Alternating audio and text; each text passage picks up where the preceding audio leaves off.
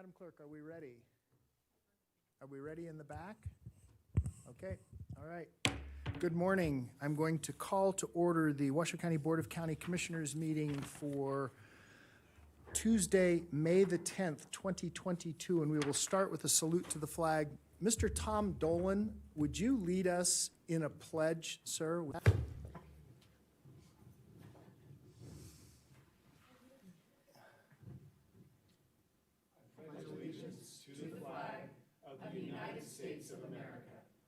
To the republic for which it stands, one nation, under God, indivisible, with liberty and justice for all. I want to thank you, sir. I appreciate it. Thank you for everything that you do for our community. Madam Clerk, roll call, please. Vaughn Hartung, Chair. Here. Alexis Hill by Zoom. Is she here? No, I don't think she's going to be here for a while. Okay. Bob Lucy. Here. Kitty Jung. Present. Jean Herman. Here. Assistant County Manager Dave Solero. Here. And Nate Edwards, Assistant District Attorney. Present. And I'm Jan Galasini, your County Clerk, so you have a quorum. Thank you, Madam Clerk. Mr. Manager, would you take us into item number 3? Yes, item number 3 is an appearance and presentation by Perry D. Loretto, the President of the Board of the Western Nevada Heritage Alliance, our Center Alliance, regarding the revitalization of the Reno Sparks Livestock Event Center. Mr. Di Loretto. This is an important thing. You and I have met on this. My name is Perry Di Loretto. I am Tom Dolan's assistant this morning, but more importantly, we're here to talk with you about the Nevada Western Heritage Center Alliance. We have a PowerPoint that I will briefly go through. Some of you, especially Commissioner Lucy and both Commissioner Jung, have heard quite a bit about this. We're here to garnish and gather up community support for this effort. It revolves around the Reno Sparks Livestock Event Center. This is a piece of public infrastructure that is actually owned by the state of Nevada. It's leased to Washoe County. The management, there is a management contract between Washoe County and the RSCVA. The RSCVA then contracts with an outside management company, currently ASM Global, which is quickly coming to an end. I believe sometime in the end of June, first part of July, that contract will be over with. The Nevada Junior Livestock Board provides oversight at the state level, and the Reno Rodeo Association has an exclusive use of the facility during the Reno Rodeo. So this is truly, and what we were trying to characterize ourselves as, a true community effort. Back in 2015, that's the first date that we notice on here, but some of you may recall going back even years and years before that, there had been discussions about relocating the Livestock Event Center. There were discussions about moving it out to University Farms. The point there is that I think a lot of us have recognized for a long time that there is a need to address issues at the Livestock Event Center. 2015, the Reno Rodeo formed a legacy committee to study this in depth. In 2019, they engaged some professional help to try and understand how they could get through the process, what it ought to be, what it should look like, and potential sources of funding. In 2019, the Reno Rodeo Association committed $1 million of their funds, while at the same time meeting all of their philanthropic commitments that they had made to the community. And they were able to get our state legislature to also agree to match that $1 million. That money has been well spent, and what we have that gets us to the point where we're at today is they have nearly a 30% design completion on the grand plan, the overall program of what could happen at the and needs to happen at the Livestock Event Center. In 2020, it was recognized that if we were really to broaden this out and become a true inclusive opportunity for the community, that we needed to get others involved other than just the Rodeo Association. So that led to the creation of a 501c3, the Nevada Western Heritage Center Alliance. And then we moved on to have a business plan done and a market study done. And then we recruited board members, which I will introduce shortly here. Since then, we have been engaged in carrying this message out to the community to try and validate and look for support and, again, validation of our purpose, which is to let's take a hard look at what we have here and what needs to be done. Okay, so this slide here, I'm just going to briefly give you some idea of the number of events that take place. But it's important to note that it's a lot more than just about the rodeo. There's all kinds of things that go on here. I was here when this facility first opened. I remember it in its grandiose form. I remember the motivation behind it and some of the things that went on to get it here, and it has served the community well and has served our Western heritage and agricultural heritage very well. But it's time that we pay some more attention to it.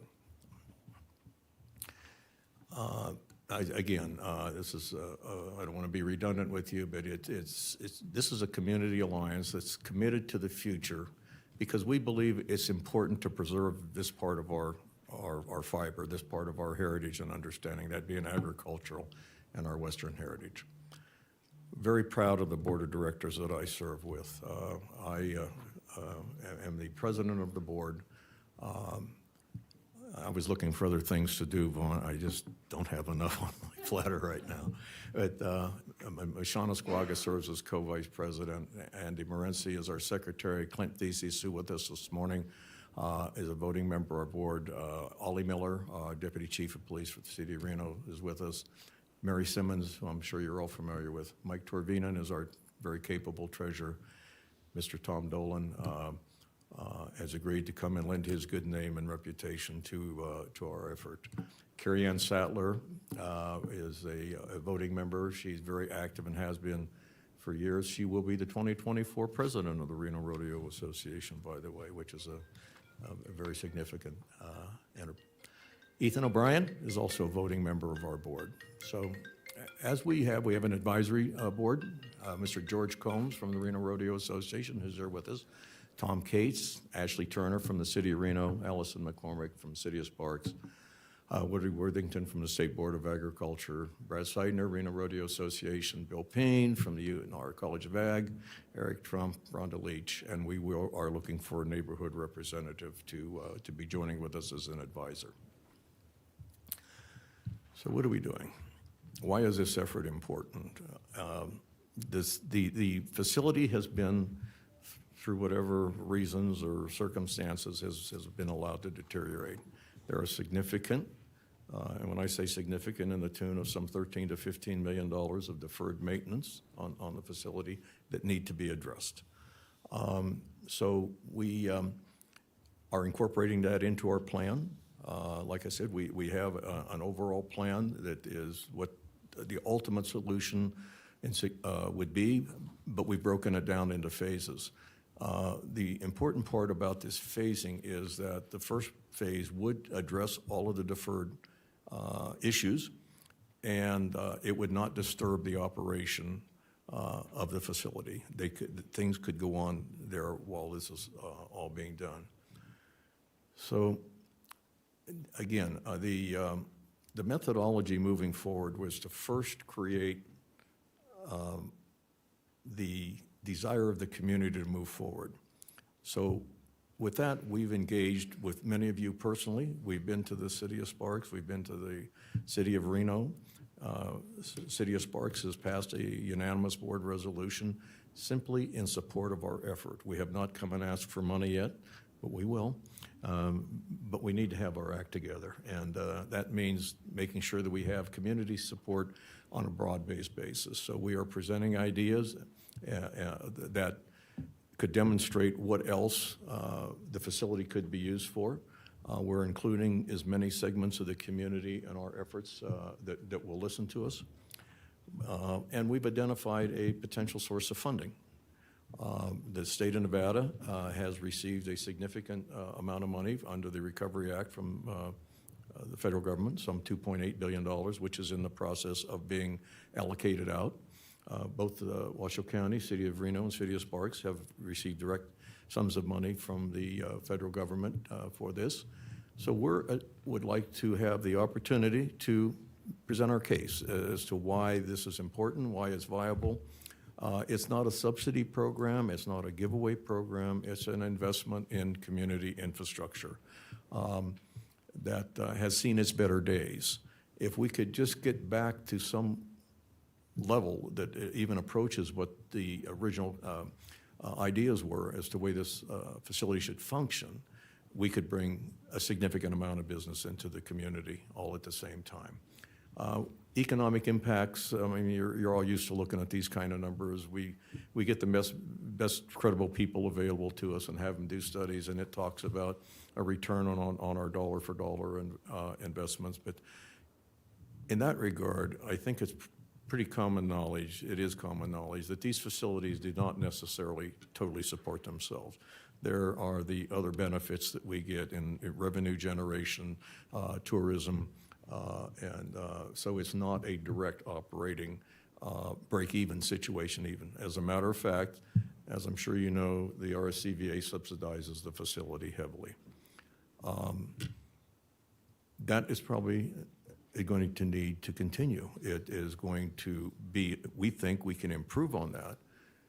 But to get to that point, and I tried to make this point at the RSCVA meeting, this facility needs to be in the hands of somebody that really cares about it, that is really attached to it. And I use several different examples of, I think, public infrastructure that is very well managed in our community, one being our airport, because it is a dedicated effort. The board members of that airport authority and the president, that's their job, and they want it to function, and it does function well. Right now, we have the state involved, the county's involved, RSCVA is involved, they're handing it off to management. There's a lack of continuity, I think, in the desire and the interest of, and the ability to really make it function, and that comes down to somebody's got to really care about it.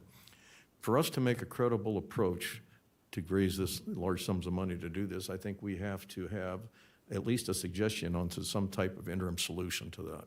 So we've been in discussions, we as the Nevada Western Heritage Center Alliance, with the RSCVA about taking over on an interim basis the operational management of that. We think that is very doable, okay? And our suggestion is when the current contract runs out, in June or early July, that we then enter into the negotiations with RSCVA to step in. And that would at least level the playing field here. It would certainly forestall the continued deterioration that would take place, and get some of the repair work and some of the deferred maintenance stuff moving forward. We are suggesting, and this is only a suggesting, at some point, this facility needs to have a dedicated authority, which is going to have to come from the state, where we set up an authority with the responsibility and the authority to run this, and that is their goal and mission, and become accountable to it. So with all that being said, we've broken it down into 3 phases. You've all had an opportunity to see this. The first phase of it is no insignificant investment for our community. It's north of $80 million. And we're updating that currently we all know what's going on with inflation and supply chain interruptions and all that. It's well thought out. It's a very significant piece of infrastructure that can serve many in our community going forward.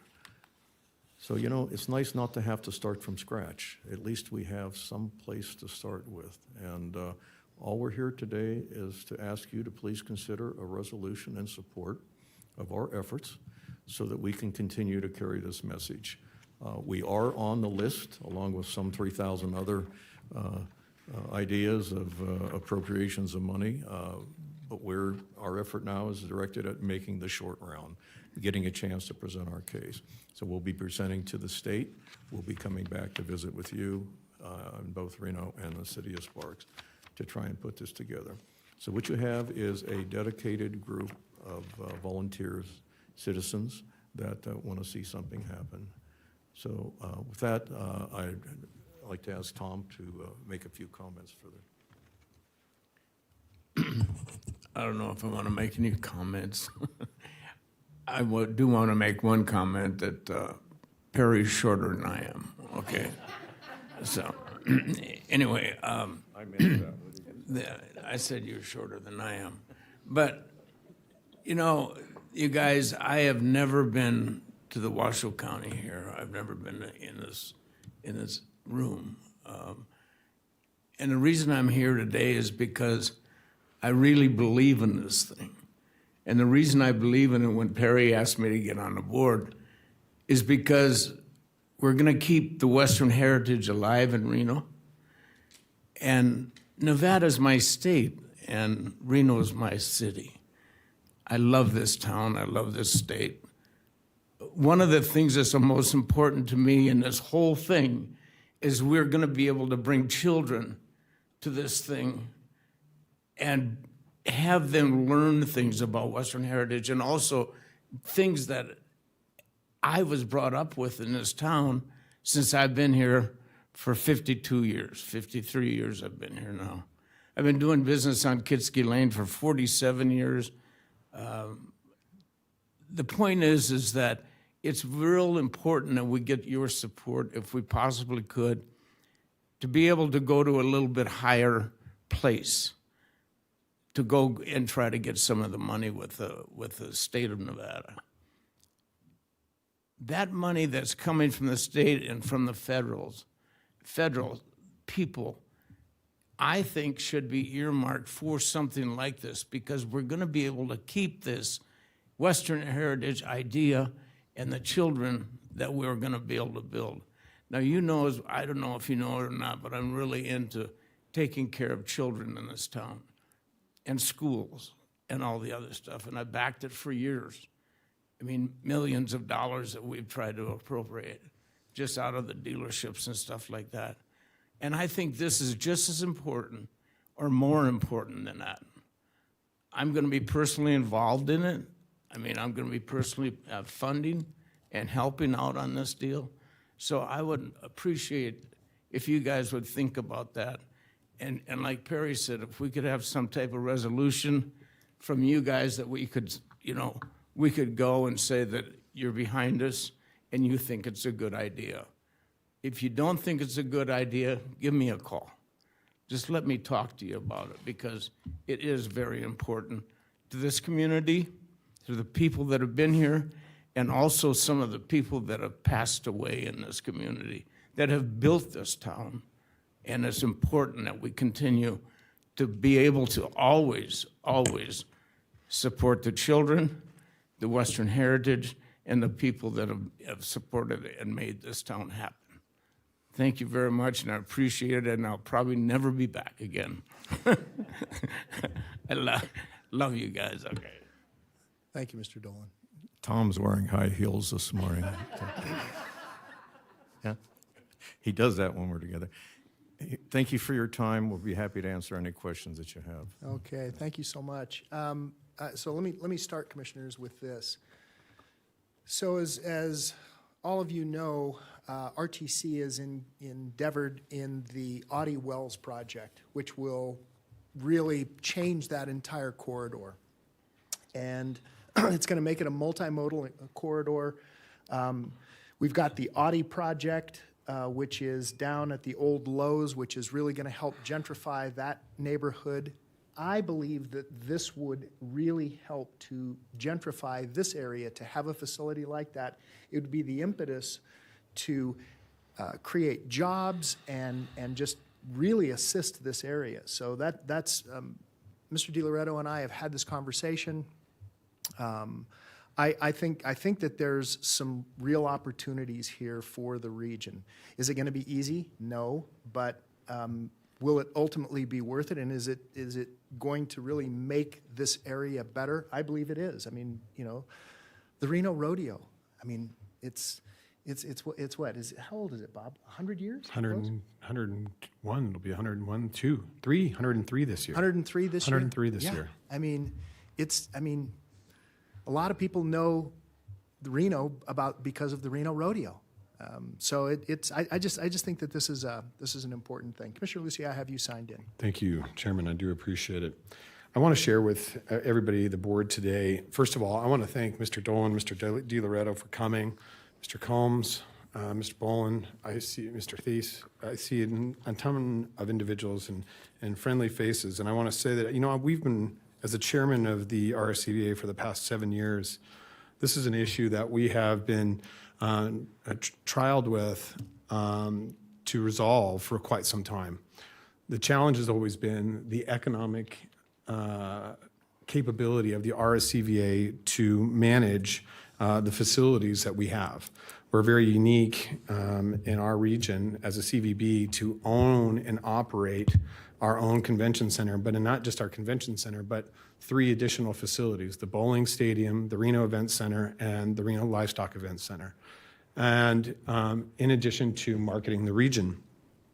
And as Mr. DiLoretto pointed out, the RSCVA does find itself uniquely in positions trying to keep up with the deferred maintenance on these buildings. And through the economic downturn and some of the challenges that we had, and even through the pandemic, it has been an issue to revitalize these facilities. But we need to look past the money. We need to look past the ability of what can't we do, and look towards what can we do. Not just to the 70 events or so events that happen, and it's not just the Reno Rodeo. Most people understand the Reno Livestock Event Center is where the Reno Rodeo happens every year. But we have tons of equestrian events that come through Northern Nevada and utilize this facility, but not just equestrian events. When Mr. Dolan talks about the children, we utilize that facility for sports, for wrestling tournaments, for basketball tournaments, for volleyball tournaments, a number of different facilities. And one thing that this board should be focused on is that we as a county fund cooperative extension. Cooperative extension is a big part of who we are. And one of the big focuses for cooperative extension, and it has always been, is 4-H. 4-H utilizes that through the Junior Livestock Association, and they utilize that facility for shows and for a number of different events. And in conversations I've had with Dean Payne, and prior to that, when Director Barbie was the head of agriculture, we were talking about food and wine and different things to really highlight what Northern Nevada is and really truly bring forth our heritage. Nevada was developed as a pioneer state. It was settled by ranchers and farmers, sheep herders, you name it, to really establish the Golden West. Those who stopped here weren't looking for gold. They were just looking for a place to settle and to start their ranch or their farm and settle their family. And a lot of those families are still represented here today. My family being one of them. Being 5th generation, knowing the heritage of this community and how important it really is. And when we lose sight of where we've come from, we start no longer preserving who we are. And that's a travesty that I never want to see go away. And I've seen equestrian facilities across the country be very, very highly successful. I want to point one out. There is a facility in Phoenix, Arizona, or Scottsdale, Arizona, called Westworld. They have car shows there. They have a number of different things. Very successful facility that is operated independently by an independent association, and they do a phenomenal job. Many of you, if you've ever done or participated in any equestrian events or anything of that nature, will know Westworld well.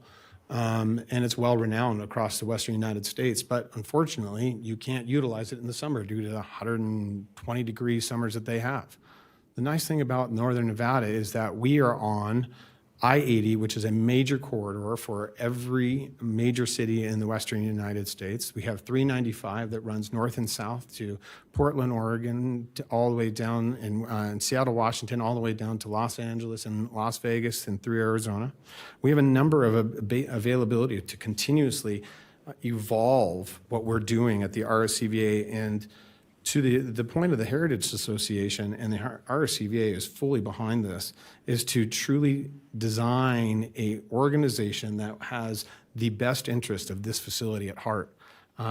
I have been a tireless advocate for the Reno Rodeo and the events that go on there, and for the economic impact that it has. And I think there's so many symbiotic relationships that can be nurtured and continue to be developed between the university, between the cities and the municipalities, the state, and our local tourism board to continue to evolve our facilities beyond just bowling, beyond just our convention center, beyond just our properties, but truly invest back into our community.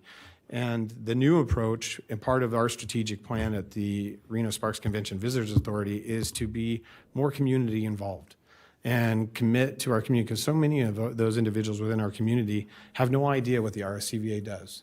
They don't identify with Reno Tahoe or RSCVA, and so we've lost our identity along the way. And so this is just a major piece in the puzzle of trying to reestablish that identity. And I would hope that this board would support a resolution.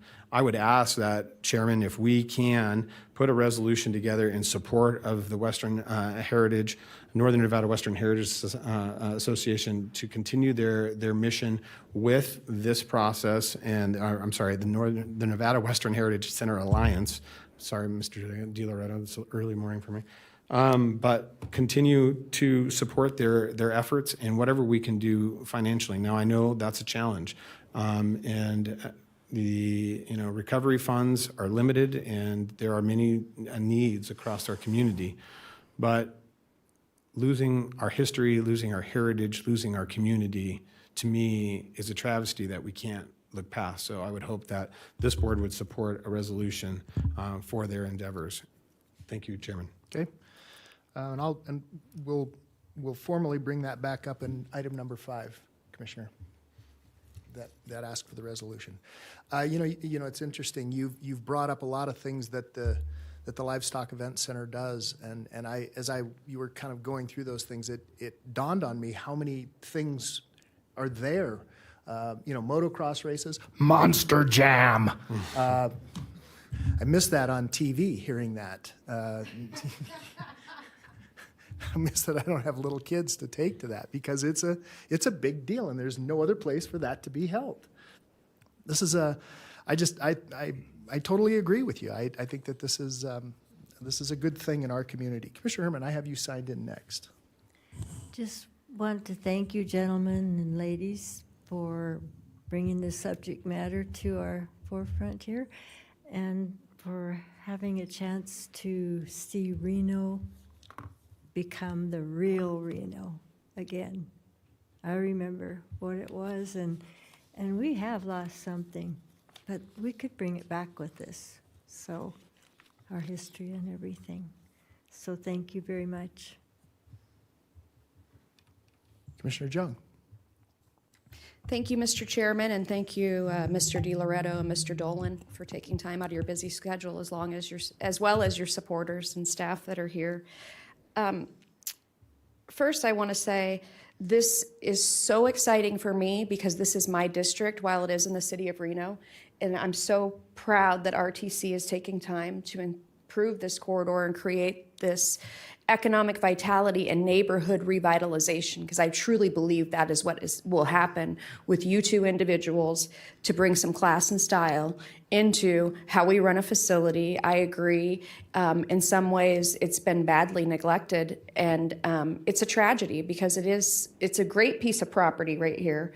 It is. I would hate to see that turn into a subdivision. I love that it's this sort of banner place of this community. And I also want to thank Commissioner Lucy as the chairman for the RSCVA, because he has made a real effort with the RSCVA's image and participation in this community, and putting it more local focused to make sure that children wrestling events have some place to have it happen and don't have to pay for it. For instance, while that building is sitting pretty empty most of the days. So that is a buy-in and a tie-in for all of us, because these youth events bring people from all over the state. And that's a great time to say, and look at over here at our rodeo facility, because that also, then we can start marketing all of the things that we do and include the local dynamic there, because our locals are the ones that also are talking to people coming here to our community. And if they don't know what's going on or what's a great venue to go see, they're stuck with really no insider's approach. So I'm really excited about the neighborhood revitalization that will happen. But I have a couple of things that I will say too. Commissioner, now Councilwoman Weber, and I went to Pendleton, Oregon for some sort of NACO event. It was fabulous. And you know what they said? We went to their rodeo and we got to lasso and do all kinds of crazy stuff to pretend to be cowgirls and cowboys. But you know what they all said to me, and this is years ago, what are you doing here? Reno has a great rodeo. You don't need to come all the way to Pendleton for a rodeo. We all started up in Cotton Rosser and Reno Rodeo. That's sort of they were astonished that I cared so much to see Pendleton's rodeo grounds. So I do know that there is a reputation already out there in the rodeo groups that Reno is the place to do a rodeo.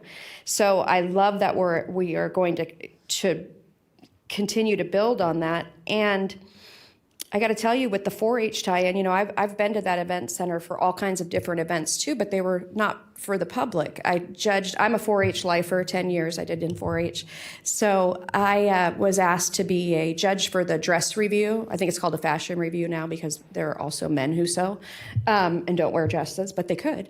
And Wendy DeMonte was there at that time, she's quite the seamstress, just so you know, and her daughter, they were both in to be judged there. And it has so much potential and yet so much neglect, but I just love that it's being preserved for this neighborhood and for this issue.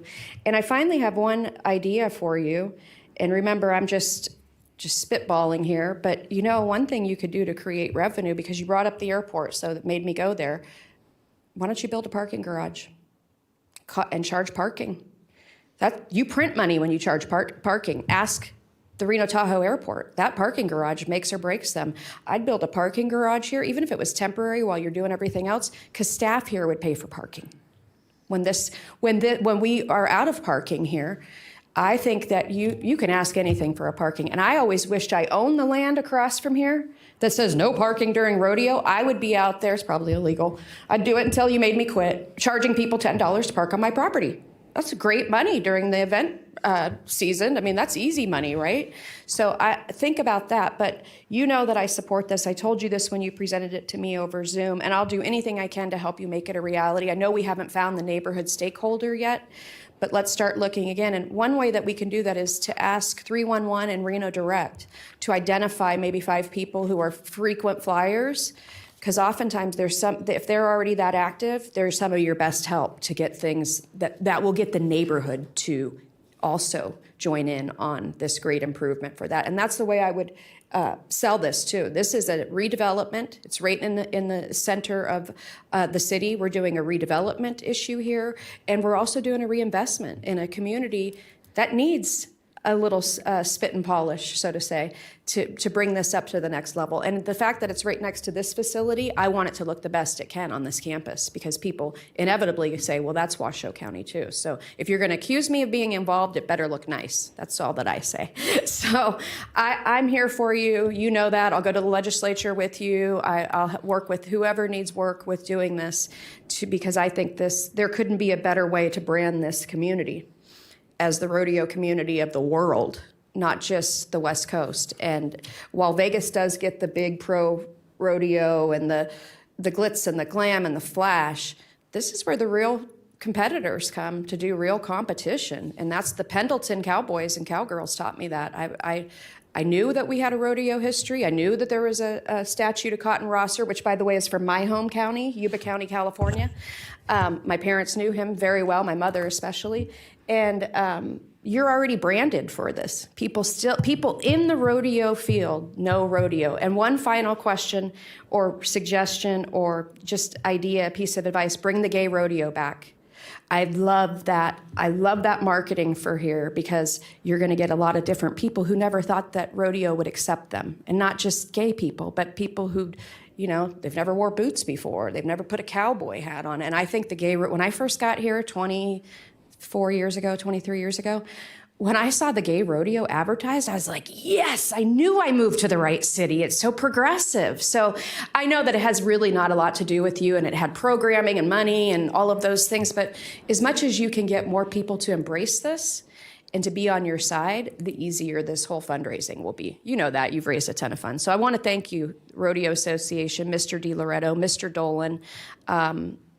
It's a great idea. Mr. Dolan, I got to tell you, I know a very dear friend of mine who works in your top brass, and the stuff you do at your business to engage employees and get them to be in a family and to do some really dynamic management teaching, I've been blown away. I want to go to the class. I wish you'd pay for me to go because I know it's not cheap, but I know why people love you and your family so much, and that's because of how much you've done for this community and how well you take care of your staff. So thank you. Thank you, Commissioner. And not to rain on your parade, a parking garage is planned. There is a parking garage plan? Yes, That you're going to charge? yes, yes. I'm sorry, what was the question? No, the parking garage is planned. Actually, you made that suggestion a long time It's right ago. there. And if you look at our Phase 3, Yeah. it has a parking garage in it. So we paid attention. Mr. Lucy, have you signed in? Thank you, Mr. Chairman. You know, and I don't want to belabor this, but you know, obviously, Washoe County has tried to be as much of a community partner to the RSCVA because this is, as many of you know, this is a state property, but we hold the land lease to it. And as a partner, and Assistant County Manager Solero has been absolutely involved in this from day one. But you know, the old armory that used to be on the property, we took part in taking down the old armory. RSCVA played a major part in conjunction with the Reno Rodeo to remove the old exhibit hall outside so that we could expand room outside of the rodeo arena and for future expansion. So we have made investments, but they've been small and they're not significant enough. And we really do need to move forward. We talk about these public-private partnerships in many of the conversations that we have here at the commission. And this is one of those that can be, we have the community, the private citizens showing up to say, look, we want to help and we want to participate and we need the public to step up and match and meet us and contribute.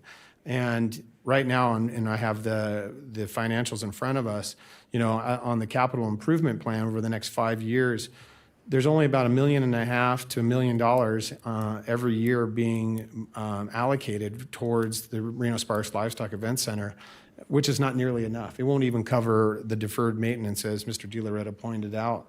And when you talk about the heating and air conditioning inside the indoor arena, you talk about the seating within the outdoor arena, the stalls, the parking lot, the lighting, the security. It's significant. And you know, when you talk about CapEx improvements, it's important that we focus on that. And $1.5 million is a drop in the bucket realistically to that entire facility. And so if we can find a way to offset those expenses, to your point, I mean, with Cotton Rosser, I mean, Bob Tallman has been the announcer at the Arena Rodeo for many years and is a friend, and he has done a wonderful job there, but he says it's his favorite rodeo to come to. Reno Rodeo is his favorite event of the year. He announces across the country, and the energy and the excitement in that arena, the excitement in the cutting events, dressage, you name it. We've had some of the best events, the best of the best here, but we have not done a decent enough job to really support that piece of property that we should be overseeing and working with RSCVA and pushing RSCVA harder to spend money. Now, understanding that they're their own board and they have other different things to do, but this is something that we need to continue to fight you know, and the property owners, it's a constant battle with the property owners. It's the mission of the RCVA is heads and beds, but I always remind all of the board members that Reno Sparks Convention Visitors started out as the Washoe County Fair and Recreation Board. That was our board. Before it was the Reno Sparks Convention Visitor, it was a Fair and Recreation Board. And our job was just to provide a location for a state fair or a local fair and provide for recreation for our community. And we've shifted from that mentality to how do we entice people to come to Reno Tahoe, which is not a bad thing. You know, room tax is what supports a lot of the issues and wholly the economic plan of the RSCVA. But that doesn't mean that we can't focus a little bit differently. And right now, President Sandoval, we've got wonderful relationships with the university and their current expansion. They own the property directly to the west of us for the agricultural school. And Dean Payne has been, as he sits on the advisory board. But you look at these advisory board members and the voting board members. Ethan O'Brien has been a strong advocate for youth basketball in this community with his historic past and at University of Nevada, Reno, and in the NBA and the Harlem Globetrotters. But now all he does is reach out to underprivileged youth in pursuit, and doing a number of different things. So when you look at this group of individuals and their commitment and time, all I see is individuals that give back and want to see the youth and our community grow. And I think it's time, what we're being asked at this board is that for that same kind of commitment and support to our community and our children and our future. So thank you, Mr. Chairman. Okay, thank you. All right. If there is nothing else, commissioners, I appreciate the time that you've spent, team, all of you. You've all done a lot of hard work behind the scenes, and there's a lot more hard work to do, understood. I have some ideas, Mr. DiLoretto, in terms of some funding concepts, and I'll share that with you in the not too distant future. We'll go and have lunch, and we'll just throw a bunch of things in the center of the table and see what sticks. And so, commissioners, we will bring this back at item number 5, Commissioner Lucy, and ask for that formally. Remember that we still have to have some discussion about that. Not that it's a bad thing, it's just the way that we're styled in terms of open meeting law. So, thank you so much, gentlemen. We appreciate you. Thank you very much for your generous allocation of your time, and thank you for serving. I know it's not easy, but thank you for being here for us. Thank you. Thanks, guys. Thank you. I really do appreciate it, because just keep in mind, kids, revenue, fun, the rodeo. There you go. Okay. Thanks a lot. Thank you. All right. Oh, thank you so much. Before we go into public comment, and forgive me, I forgot that. We'll wait for this to clear out. I'm gonna ask. We recently lost Assemblyman, Commissioner, Judge Humke, who suddenly died. And so what I'm going to do is I'm going to ask us to just take a brief moment of silence before we go into public comment. And forgive me for not doing that square out of the chute. It was on my mind, and then other stuff came in. So if we could just have a moment of silence, that would be wonderful.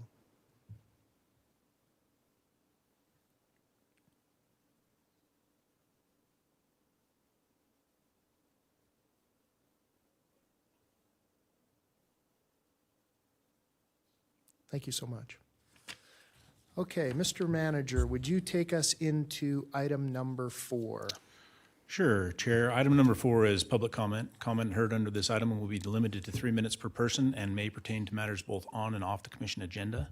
The commission will also hear public comment during individual action items, with comment limited to 3 minutes per person, and comments are to be made to the commission as a whole. Okay. Madam Clerk, would you please call public comment? Of course. First up, we have Elise Weatherly.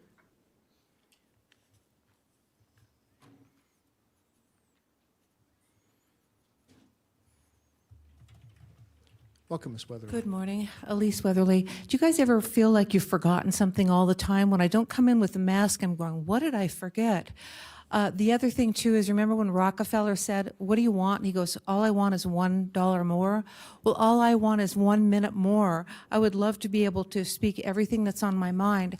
But first of all, I'm going to say that I'm still trying to get Caroline Dolan, who's not related to Tom, into the studio because her song Backstabber stabbed me in the heart. All right, what we have to do is figure out who we can trust, right? You have to start with yourself, right? Can I be trusted? So I go back over this list all the time. In 2015, the medical community had scheduled me to die in a few months unless I did what they wanted me to do. I chose not to. Instead, I heard voice, 3 little words, I'll sustain you. That was from the God that I know. Did he sustain me? It's been over 7 years. I will say yes, that he has sustained me.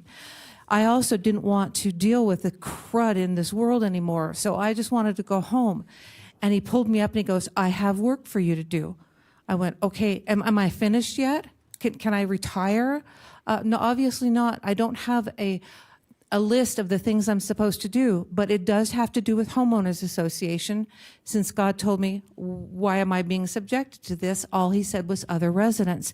So that's not easy to go out and try to tell people what's really going on, but I still try. By the way, I'm still wearing the glasses from Dr. Kroll. His daughter is as good as he was. I did not expect that to happen, and I'm so grateful. Jessica there is the best glasses ever. Don Carano trusted me for decades. By the time he mentioned authority, right? By the time I was promoted up to director, I didn't have a boss anymore. So I used to go to Gene Carano and go, oh, we have a problem with this particular system, because they let me have access to every system that existed. And he'd do his chips and stuff, you know. And the thing is that when you have problems, you don't necessarily want to deal with them, right? So there was a guy that I didn't completely trust all along, and I finally found out from one of the lead chefs why. He's not trustworthy. So what he has done is pointed fingers at somebody saying he's having affairs, he's committing adultery. I go, oh no, the 3-finger thing, it works, it actually works, it's pointing back at me. Do you know how many times I had to be corrected by God Almighty because I did not have things the right way? Did you know that I cannot base my value on my sexuality or my attractiveness? Arg. Do you know that I cannot take vengeance upon others because God says, leave room for the wrath of God? It's not up to me. Do you know I'm supposed to overcome evil with good when I'm being slaughtered with slander? Boy, those things are hard. But if I could ask for anything, it would be just 1 more minute. Thanks, guys. Thank you. Next up, we have Kleber De Silva and then Mark Newman.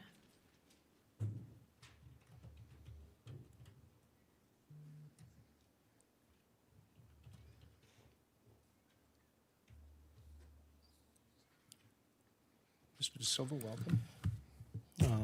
First of all, I'd like to apologize about my broken English.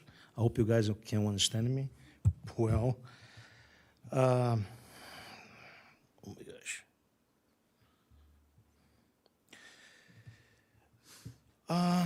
First of all, I'd like to protest about this time, this meeting, because I know a lot of people in my community, Lemon Valley, Lemon Valley, like to be over here, but it's because the time people have to feed his family, he cannot be here.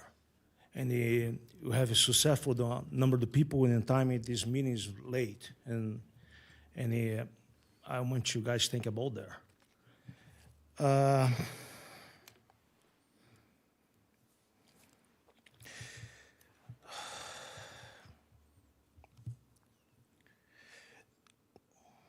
I'm sorry. It sounds me very ridiculous for the Prado Ranch want to stay building in the flood area.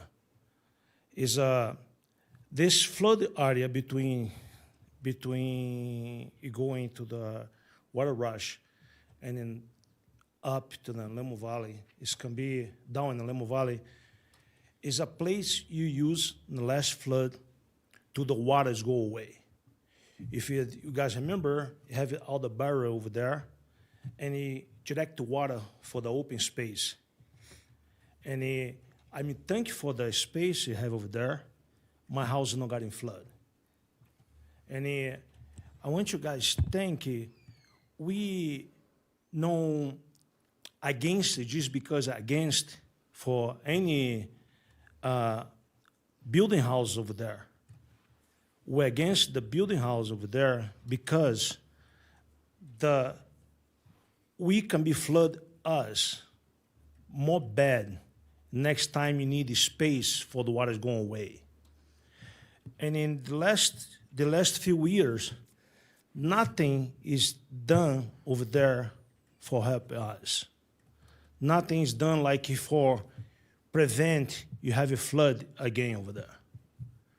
And you have to go sleep every night, think about somebody go building 500 houses over there, and there can be no way the water is going. There can be no way to prevent people have your house, like my house, underwater. Please, I implore you guys for think about that. Think about for all you live over there. I live in this area. I love to live over there. I live in the Reno area over 25 years. And I love to live in my place. Thank you. Thank you. Mark Newman, followed by Donna Robinson.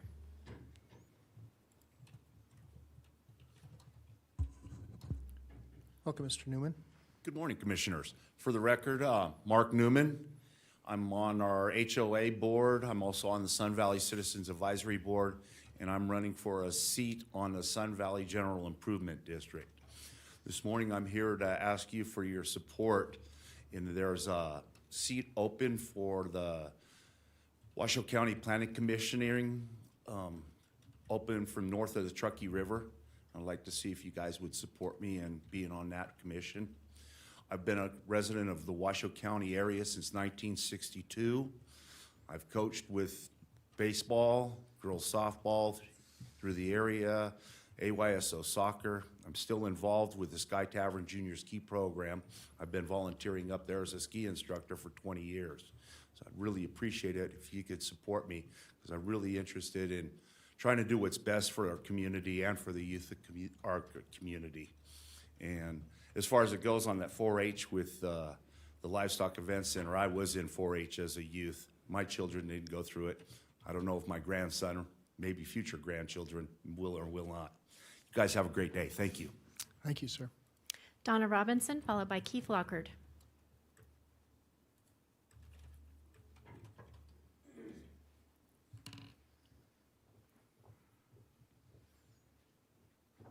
Welcome, Ms. Robinson. Good afternoon. Donna Robinson for the record. I am here protesting the extension to Prada Ranch. And I'm here representing several people that could not make it today. So Prada North is and was contingent on Prada South, a City of Reno property, for sewer, water, and elevation, and upgrades of Lemon Drive and the 100-Year Plain.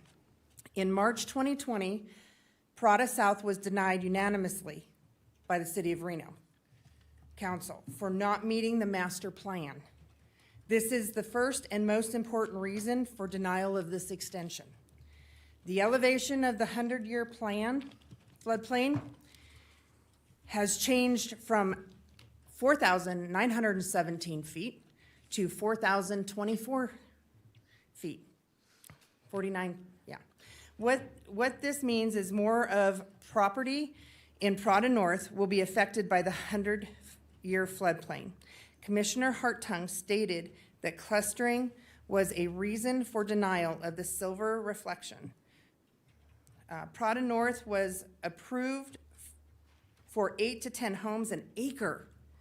Those are homes that are 1 acre each out there with livestock, which will cause even more clustering with less usable acreage to fit in the slated for 4 homes to an acre.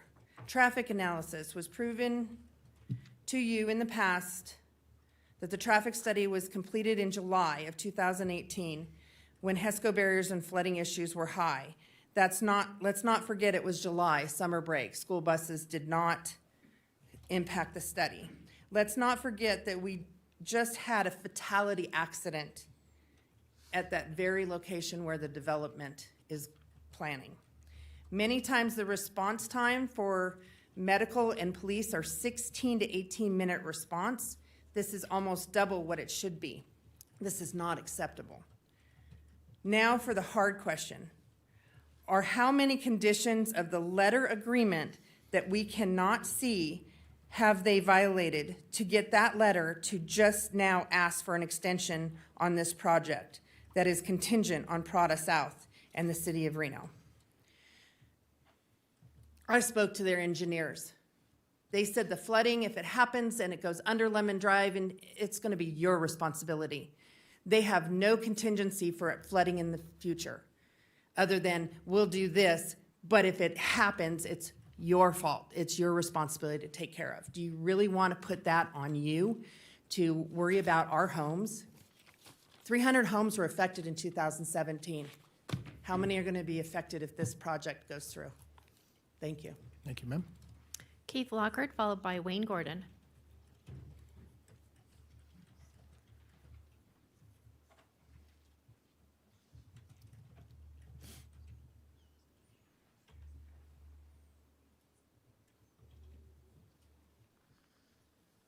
Welcome, Mr. Lockhart.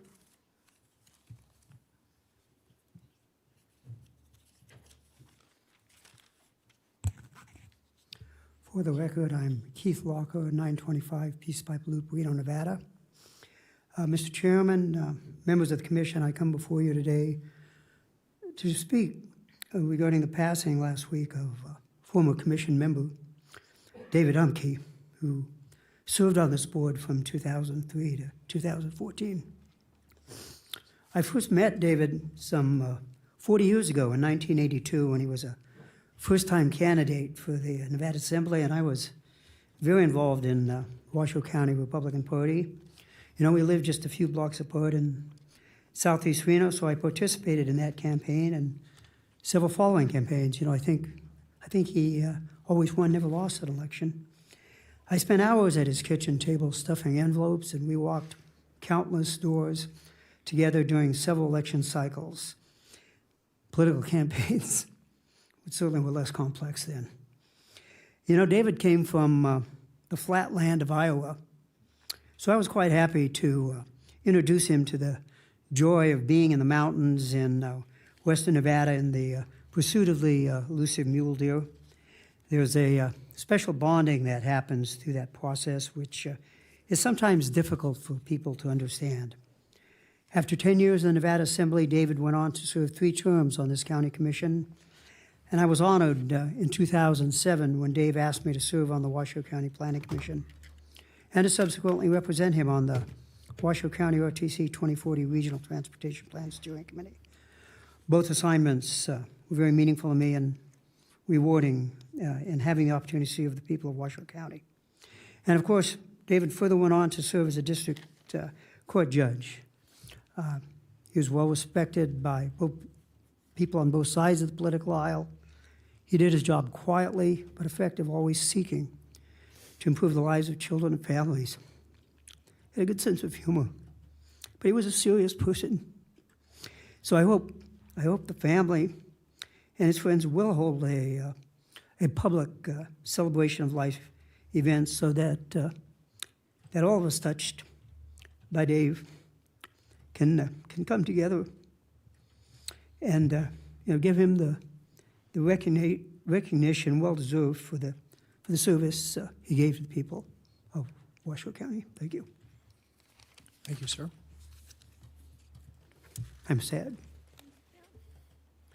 Wayne Gordon.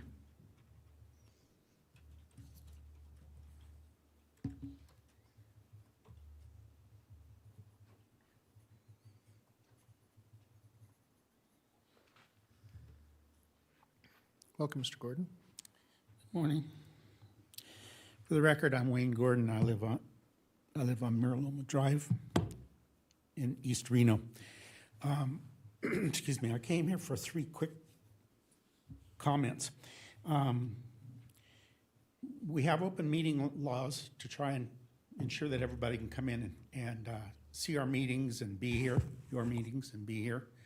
But when I happened to come last week, got my weeks mixed up, and they were having a fire commission meeting. Not very many people were in here. There was, I don't know, 8, 10 of us, maybe, fewer. But there was no parking anywhere. Now, the last time we really had a big meeting on the election, I ended up parking out in the thing. Having no parking is like closing and locking the doors. Okay, that's not an open meeting, and I think you should work on it. It's interesting, they mentioned parking earlier. You did also, Ms. Jung.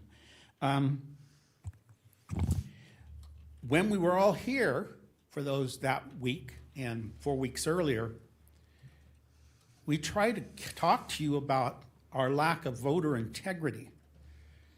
We've asked you to do something about it because it's not a fake. If you think that you're going to not make people happy, but keep your constituents engaged and happy, and they all think that the voter integrity, that our votes don't mean anything, and right now they do not appear to mean anything. But you have not done anything about what you heard in those 2 or 3 months that we were coming every week, have you? I think that you should really work on that. And which brings me to the third thing, which is one of your members filed a charge against his opponent, and that member, the opponent, had his registration changed by him. He says no. The person that filed a lawsuit, and that person that filed the lawsuit ended up having it turned over, my understanding is, to the district attorney, who then hired an outside consultant. So we, the people of this county, are paying for that consultant, that attorney. We are also paying now, because that lawsuit was lost, we're going to pay for the costs of the other person's attorney. And I want to know what you're going to do to get the money back that comes out of the taxes to pay for these. Thank you. And I also have an email to be placed on file from Ann Silver from the Chamber of Commerce. Okay, thank you. All right, we will close public comment and bring it back to the board. That takes us now to item number 5. Mr. Manager. Mr. Chair, item number 5 is Commissioners, County Managers' announcements, reports, and updates to include boards and commission updates, requests for information, or topics for future agendas. And I do have one item, if you will indulge me this morning. Yes, please. I was going to ask you, do you have any such items? Thank you. It has come to my attention that there are a few items that appear on this agenda where it appears like Washoe County is allocating, again, tens of millions of dollars towards the homelessness initiatives. And so I just wanted to address for the community, knowing that the board understands the rules and procedures in the county ordinance. But while there is a request in item number 7 for additional Rescue Plan Act funds for 3 programs associated with homelessness, that's really due to the increasing costs for construction-related services for projects that have already been allocated by the board. Items 8, 9, and 10 are then the award of the contracts for actual construction of the Safe Camp and Our Place projects, which previously had been allocated by this board. The process that the board utilizes has multiple public touch points. So the board allocates the budget. The board then has to award bids for anything over $100,000 within the county business. So in this instance, the board has already allocated budget for these projects. And then the award of bids for these items that are over $100,000 is coming back before the board. Similarly, items 11 and 12, the budget has been allocated in the past by the board, and these items are to implement the approved projects for the Nevada Cares Campus. So due to the speed of the implementation, it appears like we are constantly before the board asking for funds, while what we're doing is asking for the allocation and then bringing back to the board the contracts associated with those allocations. And so it's happening fairly quick, so I can understand why the community might be confused that we're asking for more money. It's the same money being actually spent at this time. So just wanted to clear that up for the members of the public that are watching and have asked that question of us. So thank you, Mr. Chair. Okay, thank you. Commissioner Herman, I have you signed in next. Thank you, Mr. Chair. Kind of in an answer to one of our public's comments earlier, just a few minutes ago, from Mr. Gordon. Same subject. All the members of the board have received, I trust that you have, an email from Tracy Thomas. Just wanted to bring to your attention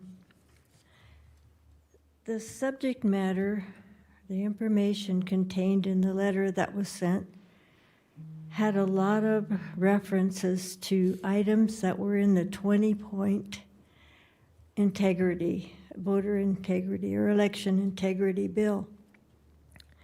And I think that she did a wonderful job of explaining all these reasons that we put these items into the integrity bill. And so I just wanted to bring that to your attention and wondered if maybe you had some thoughts about maybe looking into some of those items again and bringing that back before the public. Just curious. Okay, thank you. Commissioner Jung. Thank you, Mr. Chairman Hartung. I forgot to announce at our last get-together that Commissioner Lucy and I celebrated Earth Day at Idlewild Park a few Sundays ago, in which we, Commissioner Lucy actually read the proclamation from this board in support of the kickoff for the Earth Day. And if I might remind you, because of the pandemic, it's been 3 years since Earth Day has been actually opened up for the annual Reno adventure that it actually is. And I want to let you know, I mean, it was a beautiful weekend, of course, that didn't hurt, but there was a lot of people out for that. People are hungry for these special events. And they had a great kids section that my husband wouldn't stay and go on the rides with me. They had where you could buy tickets, and it was a giant section with, like, you could go up in the air with the things connected to you. And I mean, that was the best kid and maybe adult section that I've ever seen at a local event. And I want to let you know, you were represented there, Washoe County, by Commissioner Lucy and myself. He read the proclamation to the thousands of people that were out there to celebrate Mother Earth. Another related issue, I went out with our recorder, Kaylee Work, and she and the regional sustainability team, which actually is an outgrowth of the regional green team that this commissioner created in 2007. And they did an environmental justice, Earth Day, and Arbor Day event, Kaylee Work and her team, at the North Valleys Regional Park, where they planted trees around the skate park. And that's great. I don't know if you realize how much skating is happening, skateboarding is happening at the skate park, and there was no shade over it there. And these were giant trees that we put in with the help of parks staff, as well as the Sheriff Balaam was out there digging holes for and putting the trees in the holes, and his deputy. So it was a really lovely event, and you probably saw it on the media because Miss Work was able to get every single press agency out there. So I say to her and her team, congratulations. That was a really lovely, feel-good, and necessary shade structure provided for the North Valleys Park. And then last Tuesday was a senior fair. I'm your liaison to the Senior Citizens Advisory Board, and they had more people than ever show up for the fair. I believe that's also that untapped need that was out there for 2 years being unable to go to these events. And so we had many vendors, lots of information, and I hope that you will congratulate the Senior Services Advisory Board who's put that whole thing together. And I don't know if you've received your Older American Month's book that has every day there's some activity going on. If not, I'll be sure to get you one. If you need them out there in the public, let me know too. I told them it reminds me of the Art Town Red Book. Remember we used to get the Art Town book in our RGJ, and probably that's what they should do next year. Put it with the local press to come in the physical form so everybody can look every day what is going on that are for the Older Americans Month. The month of May. So I'm really proud of that. And then I also attended the Open Space and Parks Commission meeting, and there will be some recommendations coming to you from various issues that they discussed. And I want to let you know that that is also a very active board with very knowledgeable people, so you should be proud who you also appointed on that board, who are end users of all of our open space and parks in all kinds of different ways. They reviewed the master plan for the Hidden Valley area that will be coming to you, and there are some really great recommendations in terms of how they expect that park to transform in a way that is solely based on surveys done by not only the people that live there, but the users that were there. It's a data-driven master plan. So you will be seeing that, and I hope that you're in favor. And if you have any questions ahead of time, please talk to me, because we did thoroughly go through the entire plan. So thank you, Mr. Chairman. That's all I got today. Oh, and I want to say, just on the record, I was devastated to hear that Judge Humke had died at home, and I just can't say enough what a great colleague he was, and a great friend. And most importantly, he bought cold cuts and cheese from Walmart and kept them in the refrigerator. And I used to bellow out to him as I'm stealing food from him, "Humke, you need to go shopping again. We're running low." And he'd say, "Okay." And he would feed me that way. I would steal his food steal his food from the refrigerator. But I'm sure going to miss him, and I'm so regretful that I didn't reach out to him lately, because I sure would have liked to see him. I loved him dearly, and I don't have anything else to say. I'm sad. Thank you. Thank you, Commissioner. Commissioner Lucy, I have you signed in next. Thank you, Chairman. I do appreciate it. I want to start off by acknowledging Judge Humke. Judge Humke did, as was pointed out this morning, serve as a district commissioner for District 2 for 12 years, and led this commission many a time, and led with a great gracefulness and diligence for District 2 citizens for those 12 years of his tenure. He was a mentor for me in the sense that he would spend time with me even after I took office and prior to taking office, and would sit and spend time with me and walk me through different challenges and initiatives that he was working on in this. And so we've maintained that relationship over the years, and I was devastated to hear of his passing, and I want to send my condolences to his family and his wife, and we wish them the best during these hard times, knowing that the challenges they're going through.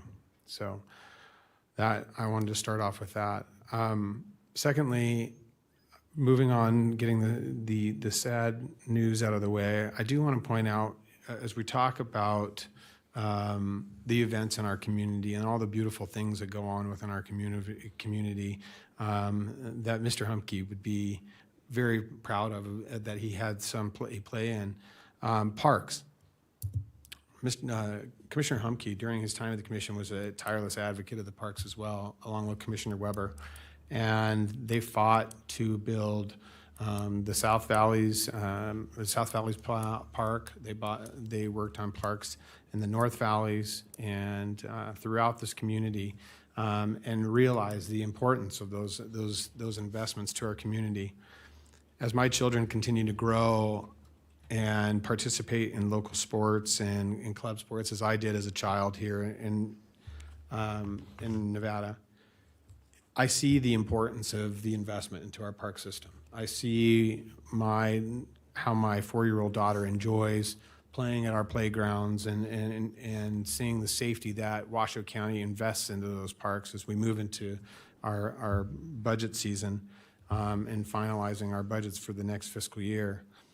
And we go to the baseball parks that are managed by clubs such as Washoe Little League and lacrosse and soccer. We have a number of facilities throughout the region that Washoe County participates, 76 parks, correct? 70 of some nature, whether they're massive regional parks or just small local parks within your community. 70 different parks that are managed by Washoe County and our park rangers and our staff. And they do a wonderful job, but it's one of those things that we still need to continue to advocate for. So I want to, one thing that reminded me sitting at the park this weekend watching my son's baseball game, how different it was from sitting at the South Valley's sports complex compared to when I was growing up at the Grange on Toll Road, and it was all sand and dirt lots. And what a great experience that we've provided for kids and families alike to enjoy, and families to come out and watch their youth. So I want to continue to point that out for those of you that may not have young kids. For me, it's tremendous to see families come together, and it's a really unification of our community. Last weekend, we also, through the RCVA, had the Reno River Festival here in town. Hopefully that was well attended. Unfortunately, the weather was not as didn't participate as well as all the participants did. A little bit of snow, a little bit of wind, but all in all, still pulled off a wonderful Reno River Festival as we move into our summer festival season, and we have a number of events coming up. I wanted to put on everybody's calendar. We have TEDx also going to be here in town at the Reno Convention Center on May 21st, which brings enlightened individuals from around not only the community, but also around the country to the Reno Tahoe area to talk about a number of different issues and innovative ideas. So if you have an opportunity, Reno TEDx is going to be going on the 21st. And so I just wanted to point a few of those things out, and that is all I have for you this morning. Thank you, Chairman. Commissioner, will you re-ask for, if that's really a Yes, word? thank you. Ask for again?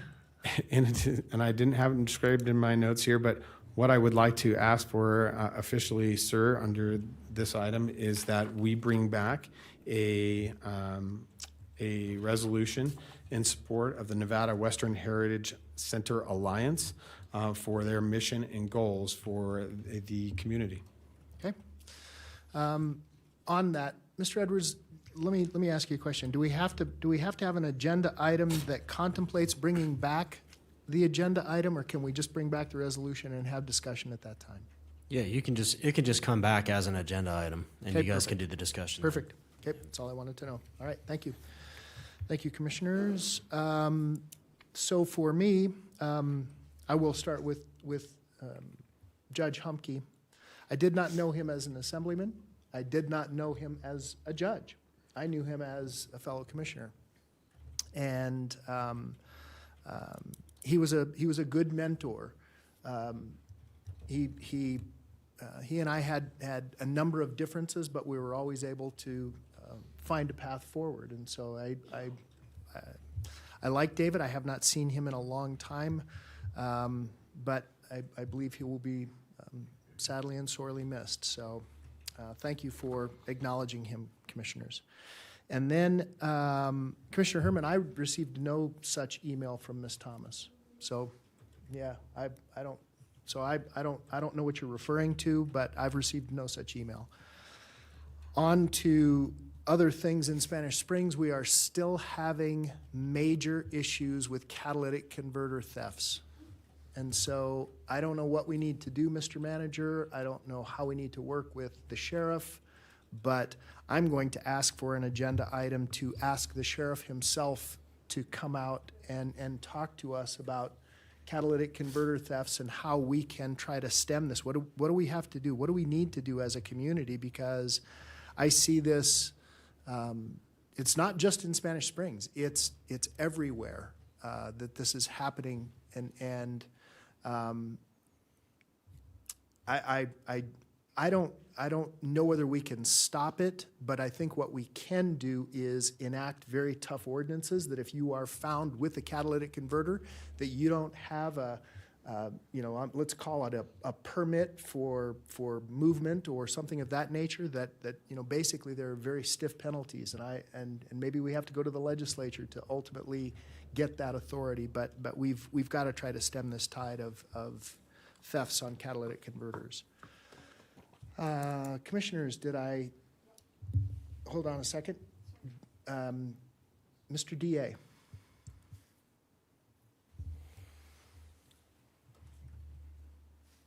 Oh, okay. No, I didn't have anything. Sorry, it was there. I said, it's okay. Is it still there now? It is, but I'll just ignore you. I think we might actually have our iPads mixed up because I was trying to give. Oh, I'm sorry. So he's the DA this morning. He's the DA this and morning. that makes me the manager. Watch out. Yeah. Counselor Solero. Just wanted to throw out there really quick, 49 developed parks and 10,000 acres of open space. So just wanted to throw that 49, number thank out you. there for everybody.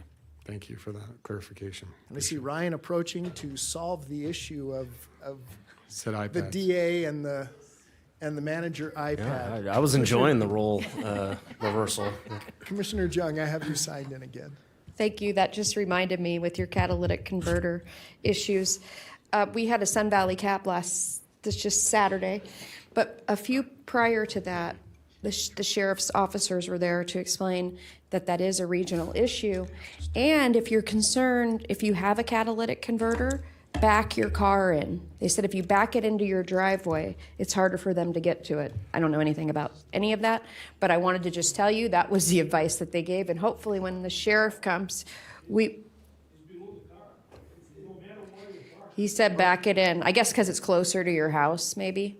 But don't quote me. Maybe I heard it wrong. I texted it to my husband and said, just FYI, I don't even think we have catalytic converters. Back the cars in. And I thought that solved everything because I heard it from the experts. But when the sheriff comes, they also brought that to my cab, that was an issue. So you're right. It's not just in Spanish Springs. It's throughout the whole valley. And maybe we can get clarification of backing in makes one way or the other. My husband didn't respond to that text as he's wont to do, which probably meant he had the same answer as you guys and didn't want to argue with me. So I look forward to that discussion with the sheriff as well. Thank you, Mr. Chairman. Okay, thank you. Commissioner Lucy, I have you signed in. Thank you, Chairman. I did want to bring up one other thing. I found myself out in the North Valleys this weekend, traveling over Lemon Drive and coming into on West 7th over the ridge line. I do want to make sure that through RTC we go back and spend time addressing the needs of that West 7th road over Lemon Drive and through the hill there into Sun Valley. Coming down and you see a number of the roads, Quartz Lane is one of those individuals that we constantly are having issues with individuals abandoning RVs off of Quartz Lane. And with what the Sun Valley General Improvement District has done, they have done a very good job in maintaining the community right there in Sun Valley. I mean, their park system, their pool, everything is beautiful right there in Sun Valley. They've done a phenomenal job managing that area, but I think it is our responsibility to continue to support all those roads around West 7th into Lemon Valley and on Lemon Valley Drive to just address some of those roads. Golden Valley, I'm sorry, not Lemon Valley, but Golden Valley Road. And I think those are needs that we need to address. I'm still not seeing quite the attention that those roads should be getting because there's quite a few quite a few homes up there. And with the storms and the steepness of that area, it can be kind of treacherous. So we do definitely need to focus on that. Whatever we can do from the RTC side and through Washoe County to address that Golden Valley Road into West 7th, it is challenging for sure. Thank you, sir. Okay, and I know we've talked about that. One last thing from me. We did, Tumwa did the Smart About Water event on Saturday at the Lazy Five Regional Park. It was, while I was there, it was well-attended. I just wanted to bring up something that we may not be aware of, and we'll probably have Mr. Hauk come and do a presentation from Tumwa, and I didn't check it this morning, and it may be slightly different. We have used no drought reserves, of course, this year. We have saved in upstream storage, because of the TROA agreement, 61,551, I believe that is, acre feet. That is correct, 61,551 acre feet of upstream storage that we did not have prior to TROA. We had to release it, and so that water is being saved, and Tumwa will likely, in fact, we do this all the time. We've recharge aquifers all over the region, and so that is extremely important for our region, just in terms of drought storage, to ensure that we have a consistent water supply. Okay, Commissioners, I see no one else signed in. I'm going to close item 5 and take us now to item number 6. Mr. Manager, consent. Item number 6 is your consent agenda, starting with item 6A1 and ending with 6E1. Okay. Let me ensure, Commissioner Lucy. Mr. Chairman, before we move into the consent agenda this morning, I do want to point out one item, which is 6C1. Thank you. This is a donation from Commissioner Jung from her discretionary funds for District 3. She is donating a $10,000 grant to the Washoe County Community Services Department for regional parks and open spaces. And this is for a documentary on Rancho San Rafael Park, very close and right in the heart of her district. But one of our, as we speak about parks this morning, one of the phenomenal parks that we have is a gem, really, to our community and throughout our region, utilized by many across there. I mean, if you haven't been to Rancho San Rafael Park, then you're missing out tremendously with the Arboretum and all the wonderful the items that they have up there, from the museums that change exhibits frequently, the dog park, the open space. It's tremendous. The events that are held up there, lots of memorials and dedications. So I want to just acknowledge Commissioner Jung and her continuous support for the park system here in Northern Nevada and Washoe County. She has been a tireless advocate on the Parks Board, as an advisory member, and as a commissioner. She has fought for parks, even during the downturn and when everything got cut. Libraries and parks were always at the top of her list, and I want to continue to thank her and acknowledge her $10,000 grant this morning. Thank you, Commissioner Jung. Okay, Commissioners, any questions on any other items in the consent agenda, which is item number 6? Seeing none. Okay. Before we entertain a motion, Madam Clerk, do we have any public comment on item number 6? I have nobody signed in for any of the items. Okay, we will close public comment, bring it back to the board. Thank you, Commissioner Lucy, for mentioning that. Looking for a motion for the consent agenda. Second. Have a motion by Commissioner Jung, second by Commissioner Lucy. We've asked for public comment. Is there any other discussion on this item? I didn't get the public comment, and that's what I came down for. Item number 6? No, but for Woman Valley. That's not item number 6.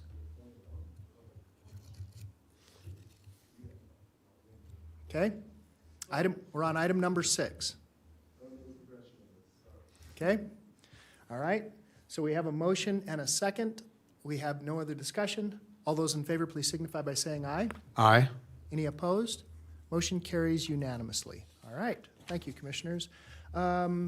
Commissioner Lucy, would you give us potentially a block vote at this time? Chairman, I'd be happy to entertain a motion, or proffer a motion in regards to items on our agenda this morning in the form of a block vote.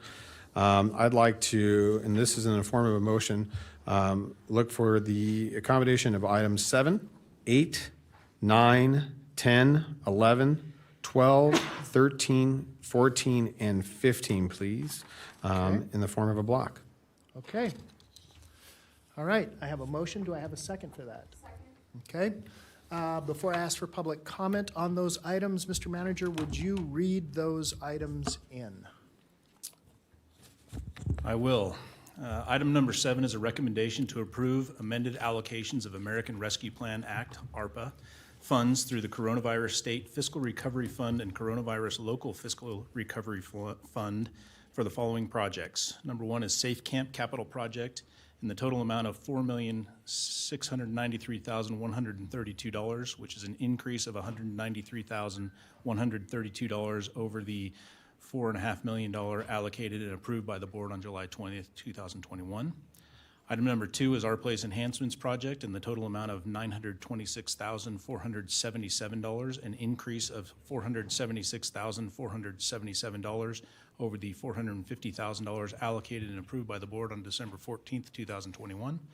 And item number 3 is Our Place Community Garden Fencing Project in the total amount of $164,377, an increase of $34,377 over the $130,000 allocated and approved by the board on December 14th, 2021, and direct the Comptroller's Office to make the necessary net zero cross-fund and/or cross-functional budget appropriation transfers.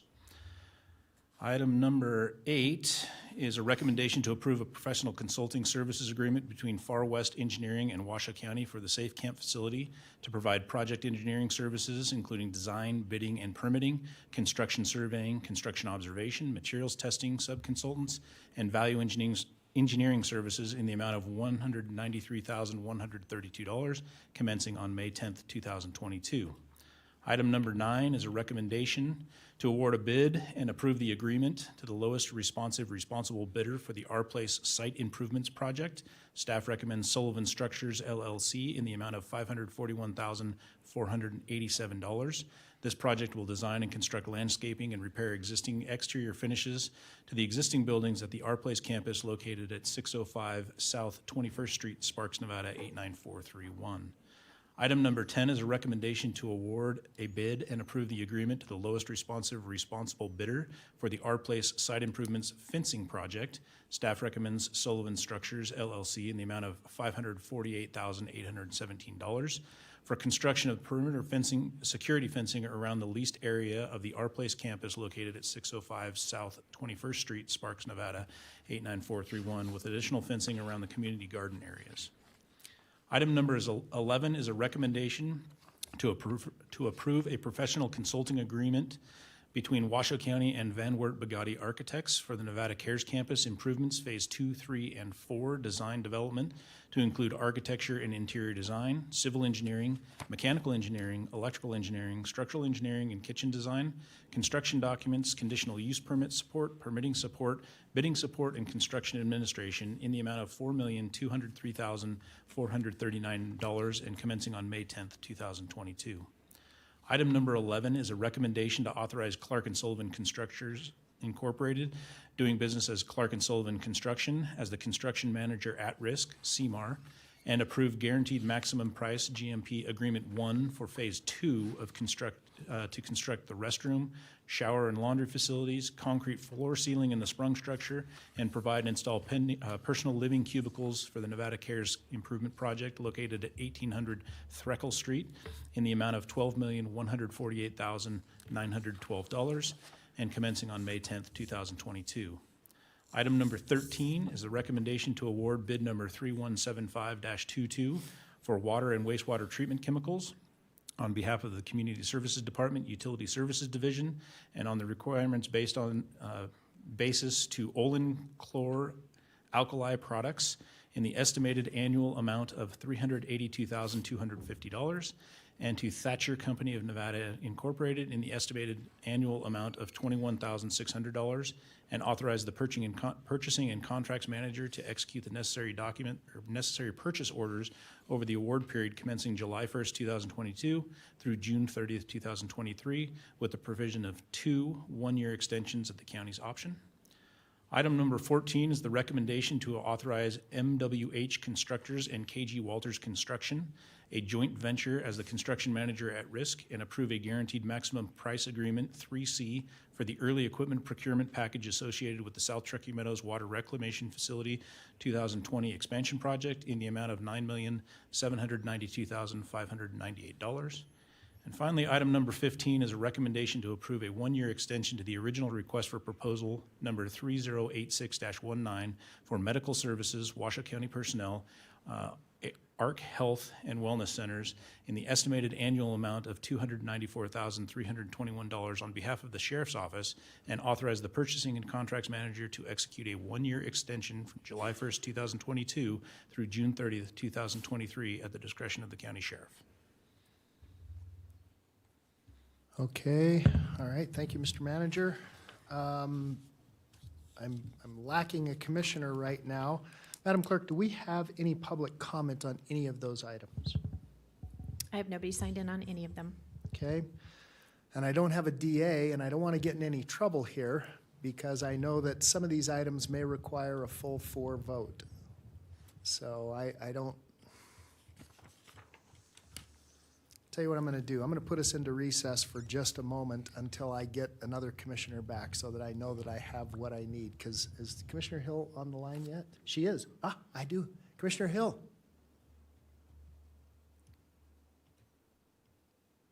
Kirk to Enterprise.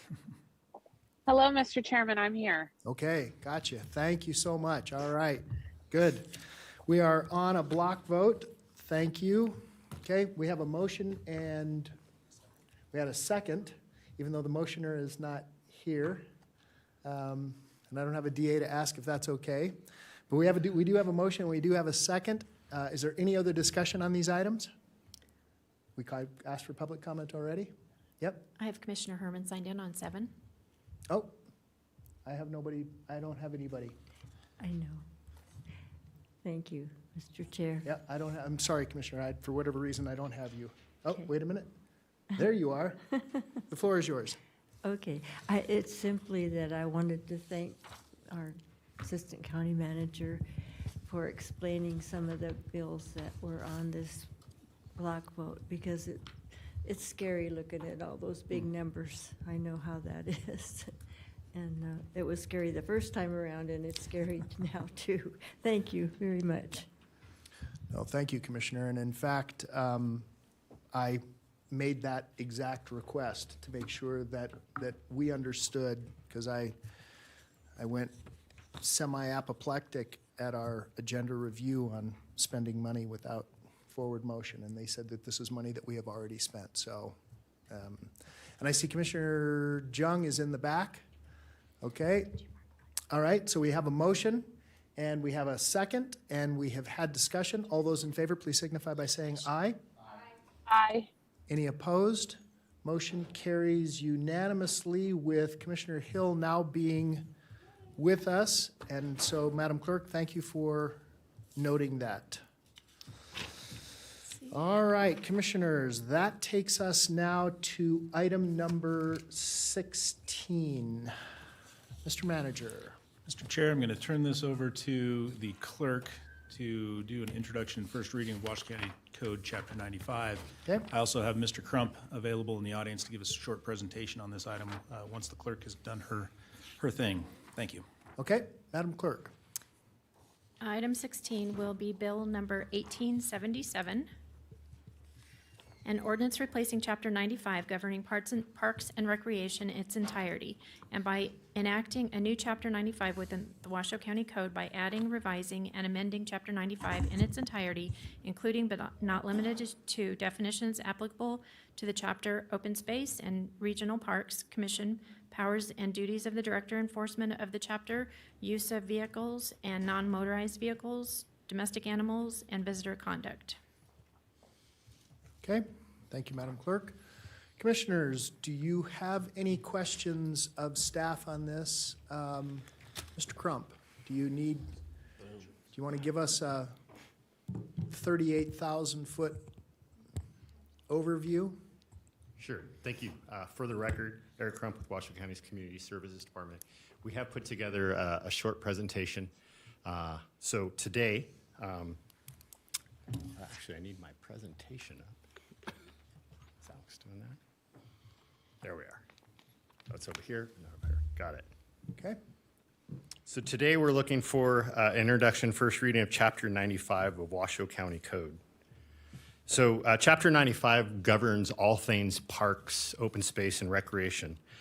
We've been working several years on the update to this. We've been working with our district attorney's office and most recently Deputy District Attorney Lindsay Lindell, which is here as well, so thank you. We are recommending, based on how old the current chapter is, we're recommending repeal of the entire chapter and then enacting a brand new chapter. That chapter has been included in your packet. Some of the background as to how we got here. The last major update that was approved by the board was in 1987. So the current code is currently outdated and it kind of lacks any kind of cohesive organization. In September of 2021, this board approved the request to initiate proceedings to repeal the chapter and enact a new ordinance that revises and replaces Chapter 95, governing parks and open space. The proposed new chapter is the result of several years of research on best practices and reflects current trends for governing parks and open space. These changes have been reviewed by our Open Space and Regional Parks Commission, and they have recommended approval by this board. In this presentation, we'll kind of highlight some of the significant or major changes.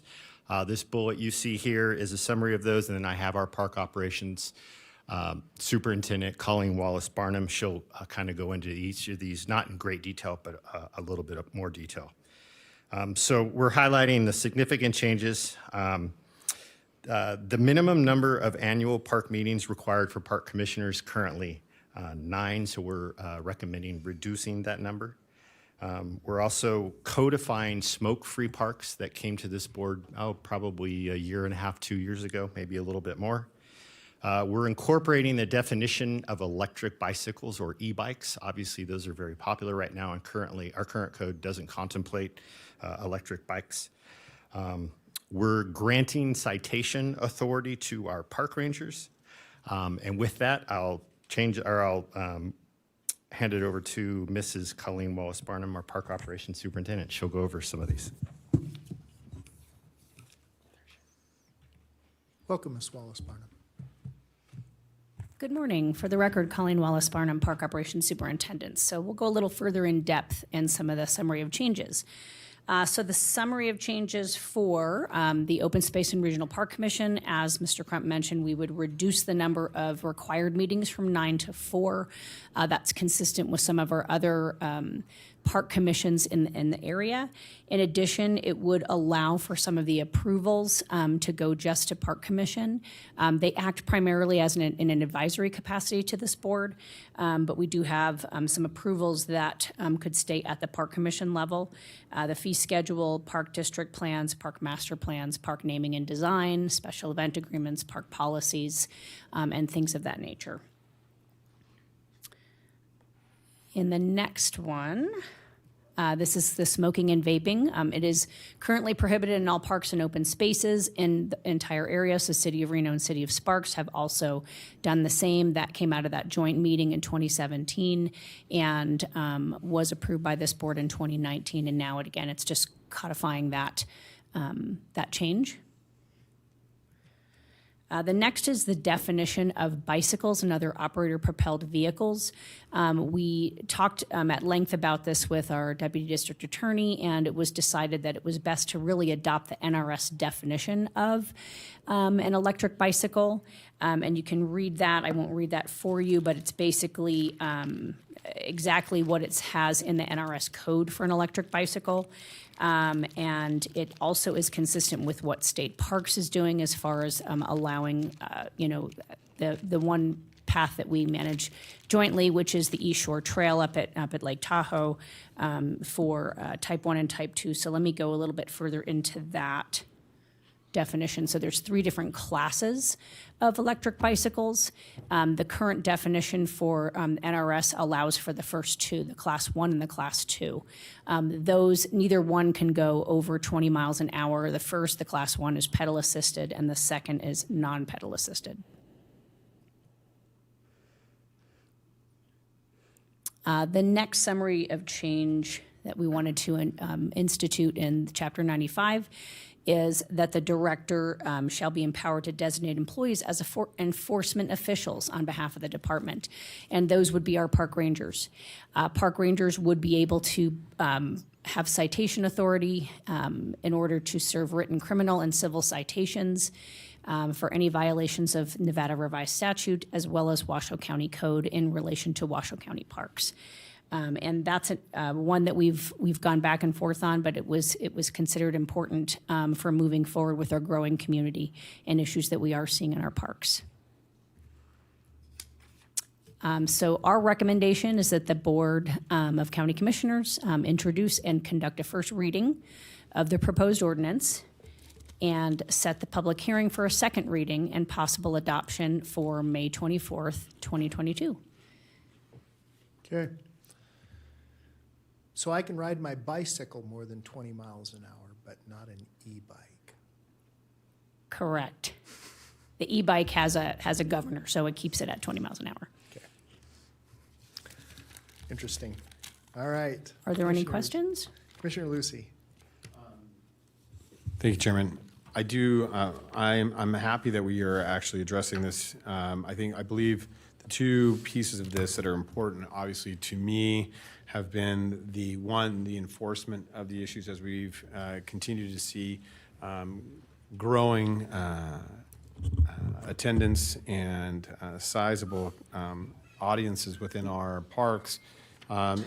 There's a definite need for our rangers to have that ability to enforce the rules that we set forth and the policy set forth by this board. Secondly, this issue in regards to the open space, as you understand, the assistant county manager, we have a significant amount of acreage that is open space that backs up to a number of our property, to our communities. Now, we want to make sure that everybody is safe on that open space, realizing that the liability still does fall to the county. Anybody getting hurt or injured within those open spaces falls to our liability and our purpose to take care of that. So, and especially within District 2, we have a number of trails through Thomas Creek and Whites Creek area that are utilized by mountain bikers and hikers and individuals alike. E-bikes, although they are very fun and enjoyable to ride, can be just as much as a motorcycle going down a trail and can seriously injure some people. So I'm looking forward that this is something that we will adopt. Hopefully there's continuous public comment to make sure that we can address the needs of the community. But as we continue to grow and we see the evolution of sports equipment and whatnot around our area, now this is in no way means that we are saying that you can't take your ATV and come off to BLM in open space, but we just want you to be safe and aware of the community. And so I want the public to be cognizant that this isn't limiting by any means to ATVs or UTVs and off-road equipment, but for their trail systems and whatnot that are single track and different things of that nature, we just need to be a little bit more cognizant about some of those uses on those trails. So I really appreciate staff's time, and I think you've done some great work here, and I'm happy to support this. And if there's no other comments, but those are my comments, sir. Thank you, Commissioner. We have Commissioner Hill on the phone. Commissioner Hill. Thank you, Mr. Chairman. And yes, I agree with Commissioner Lucy that this is just great improvements to our existing park ordinances. And I really appreciate the staff, especially working with me and my concerns in my district of e-bikes.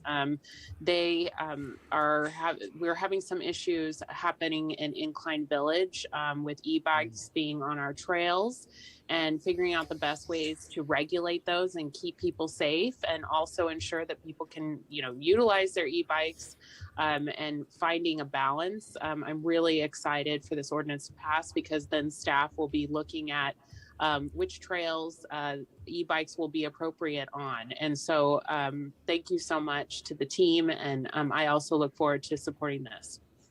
Okay. Commissioners, anyone else? So I do have a question. So because some of the e-bikes now, you can't even tell that they're motorized. I saw one the other day that did not look motorized, but it was motorized. And so how do we deal with that? That's a great question. I think we're going to have to make the best determination in working with our other agencies that are helping manage this new e-bike phenomenon on our trails and in our trail systems, and making sure we know, the differences between the classes, and recognizing that, as we, get further into it, and making sure that wherever we're allowing them to be used is safe and appropriate for that particular trail system. So we'll have to keep a close eye on it. The trends are changing quickly. Would we apply the same rules and regulations and pullbacks to mountain bikes and anyone on any type of a bicycle, for that matter, on the trails and the walkways? Thank you. It's a great question. It's one we've been struggling with for a while now, whether it's the use of e-bikes or just regular bikes. And Chapter 95 currently actually contemplates just the responsible use of that equipment on any trail. So you can't be out of control. So there's that piece that is mirrored in what we're recommending with the new Chapter 95. In terms of the different classes, most people that have e-bikes recognize what class of e-bike they have. So for instance, if we evaluate a certain trail system and we determine that this trail system is not appropriate for e-bikes, or it's only appropriate for class 1 or something along those lines, folks are going to know. We're gonna rely heavily on them doing the right thing, and it's when they don't is when we have to get involved. And I think generally most people that are on e-bikes are doing the right thing. Right now, our code doesn't even contemplate e-bikes. So by the letter of the law, if you will, you shouldn't have a motorized bicycle on a trail. What this does is recognize this is a new use.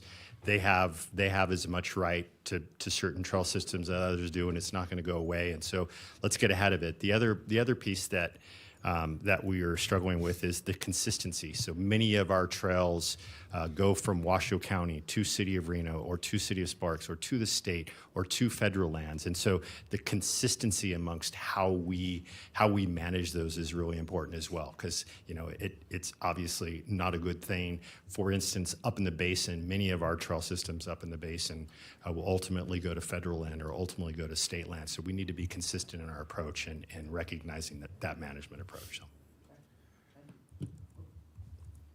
I apologize. Thank you. Commissioners, any other questions for staff on this? This is just a first reading. We will see a second reading soon, May 24th, if we adopt this today. Madam Clerk, any public comment on item number 16? There is not. Okay, we'll close public comment and bring it back to the board. Looking for an introduction, if anyone would like to do this. Chairman, if I may. Commissioner Lucy. Chairman, I would like to introduce Bill 1877 and set the second reading for May 24th. Okay.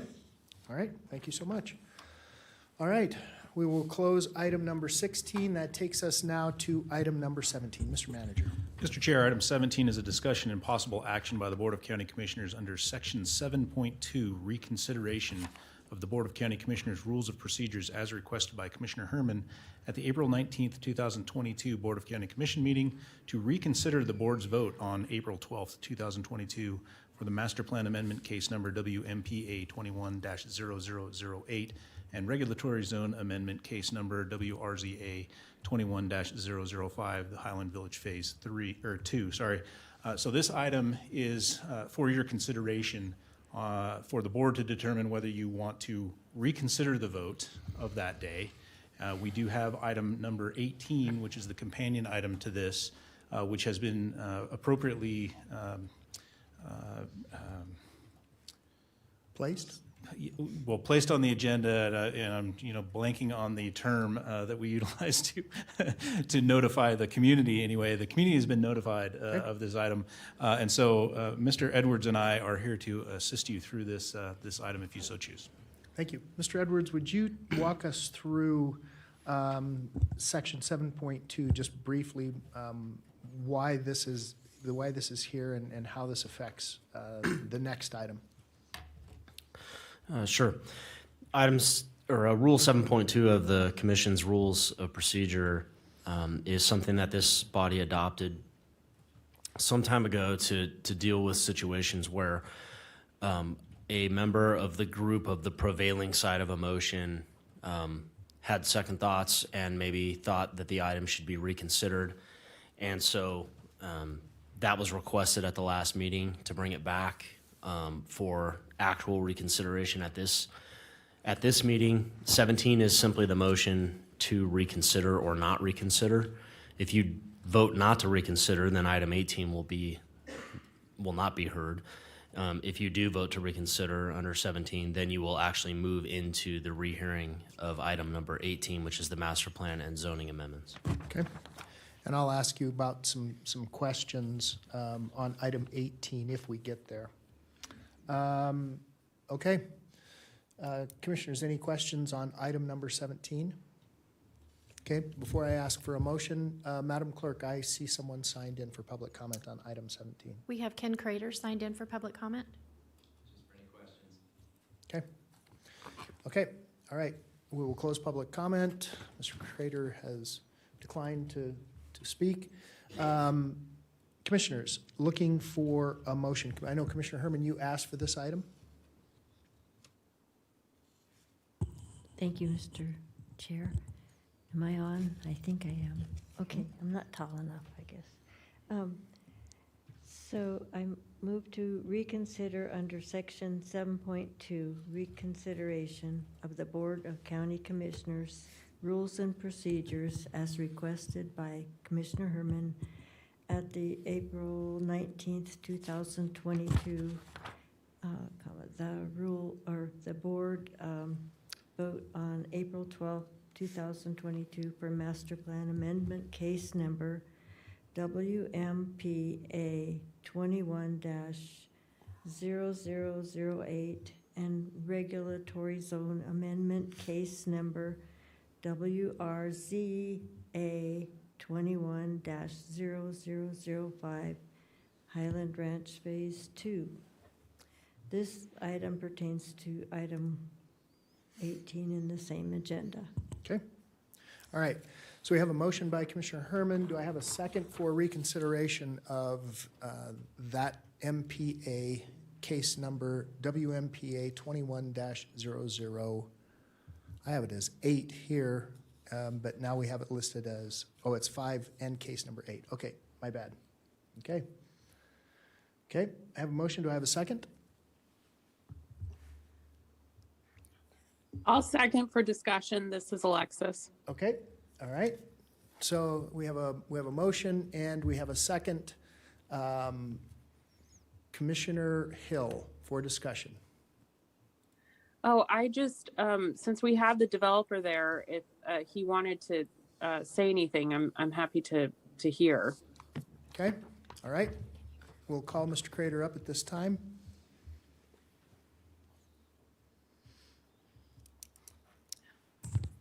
Thank you, Commissioners. For the record, my name is Ken Crater.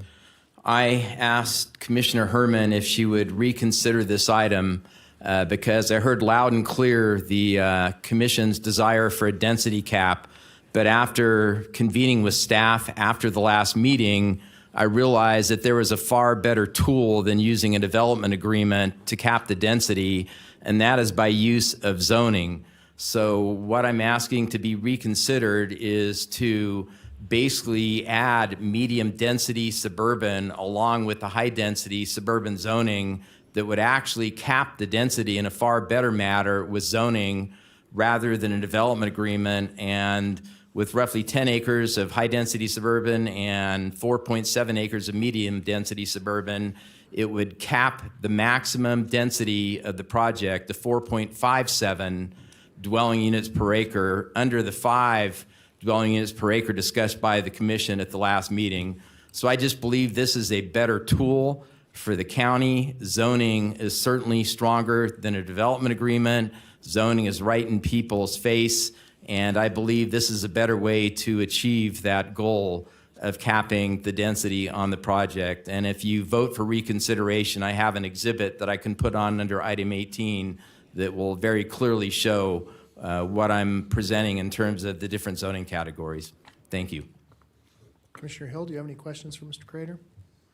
Well, Mr. Chairman, that is what I understood when I read item 18. And so I am open to discussing this. The only concern I have is that, we want to make sure that the community is part of this discussion. And I'm not really sure how that public process goes. If we were to reconsider on item 18, does it go back to, the Planning Commission? So that would be important for information for me to know.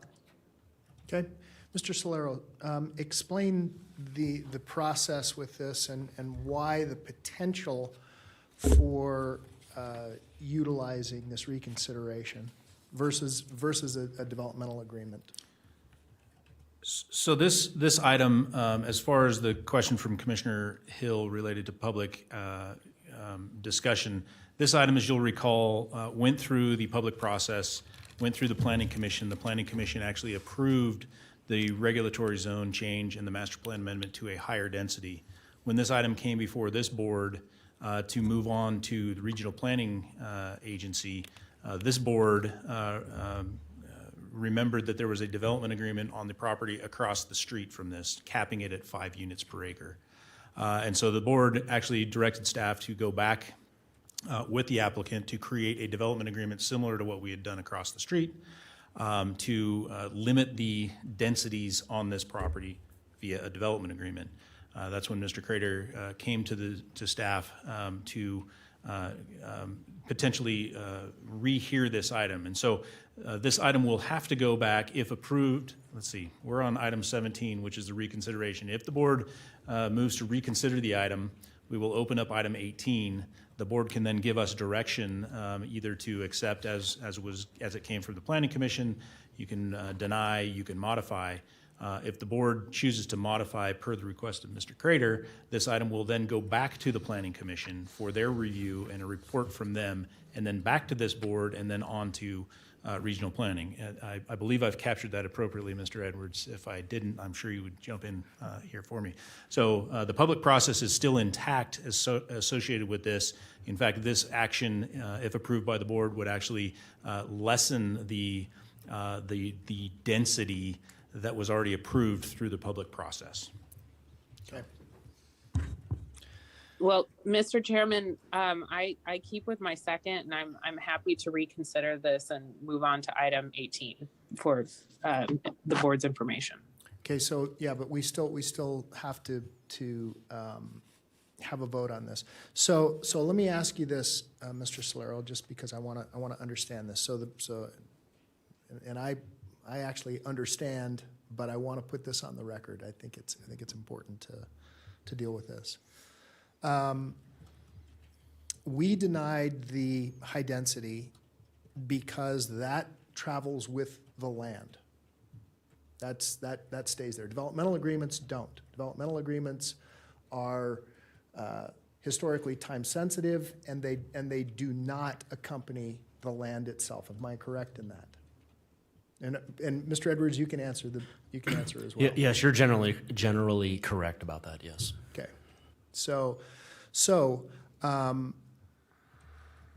what's the benefit if we decide to do this today? What's the benefit for staff? Maybe someone can explain that to me. Is there a time savings in if we denied it, and we basically told them you need to go back and have the Planning Commission do a developmental agreement or developmental agreements only through the county commission? And I know the answer to this, but I want to put this on the record. Only at the county commission. Correct. But they would have to go back into the intake process, file an application, pay a fee for that. Correct. It would come in through the ordinary intake in planning, that would get vetted and reviewed, then it would be eventually moved on to your agenda for a first reading and a possible second reading. Right, okay. And so now, Mr. Solero, staff time, if that were to happen, additional to this. Yeah, certainly. So the development agreement approach actually takes more staff time and effort to go through that process than the approach that is potentially before you today. The majority of the work has been done with this project. The public outreach, all of those things have already been done. The staff has reviewed the project. If we go back to a development agreement, then we will have to start some of that over again, and it's just, staff time, and quite frankly, the staff in the planning division is being inundated with development type agreements or development type intake on a monthly basis, where it used to be an average of, say, 5 a month. We are getting upwards of 20. So, certainly that is information for the board to consider in their deliberation. Okay. This is not a map. This is merely only a change. It's a master plan amendment to change the land use itself. So we have a motion. We have a second. We have called for public comment. Commissioners, all those in favor, please signify by saying aye. Aye.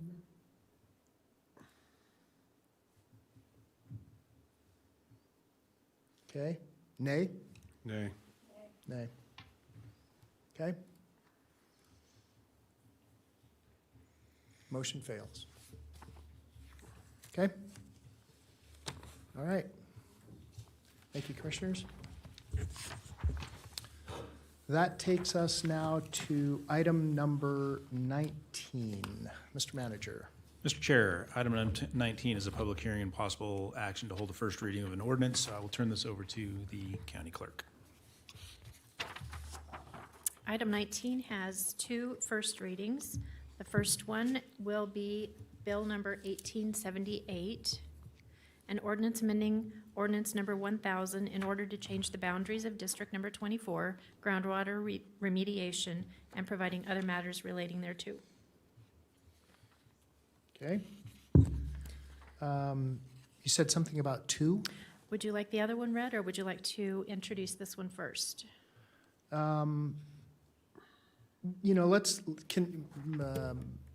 Counselor, can we just open both of these at the same time?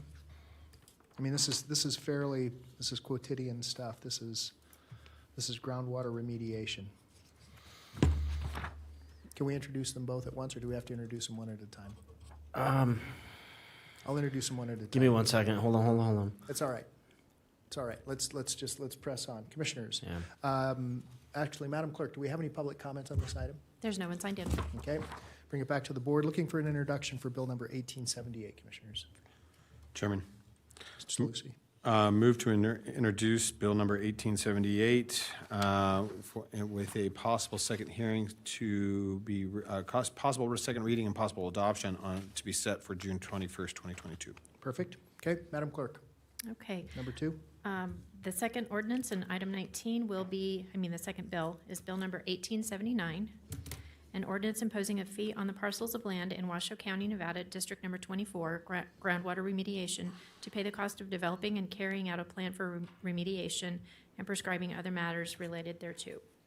Okay. Do we have any, well, actually, it's all one, but I'll ask for public comment. There is none. Okay, I will close public comment, bring it back to the board. Again, Commissioners, this is just, this is removal of PCE in the groundwater. Looking for a introduction for Bill number 1879. Chairman, I move to introduce Bill number 1879 and set the public hearing and second reading and possible adoption for June 21st, 2022. Okay, hold on. Commissioner Herman, I had you signed in. I did not realize it. Okay, thank you, Mr. Chair. The reason I was asking to speak is because, is this the first time we are starting to charge people for this? Okay, because I just No. saw that this morning, No. I was thinking, oh. No. Okay, so, No. and it's a similar amount? Mr. Smith?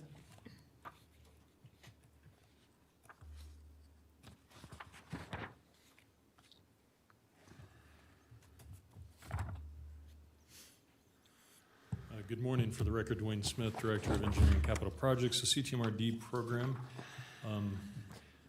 The budget for that is the same each year when we update both the contaminant boundary, which we are doing this year, and the service fee boundary.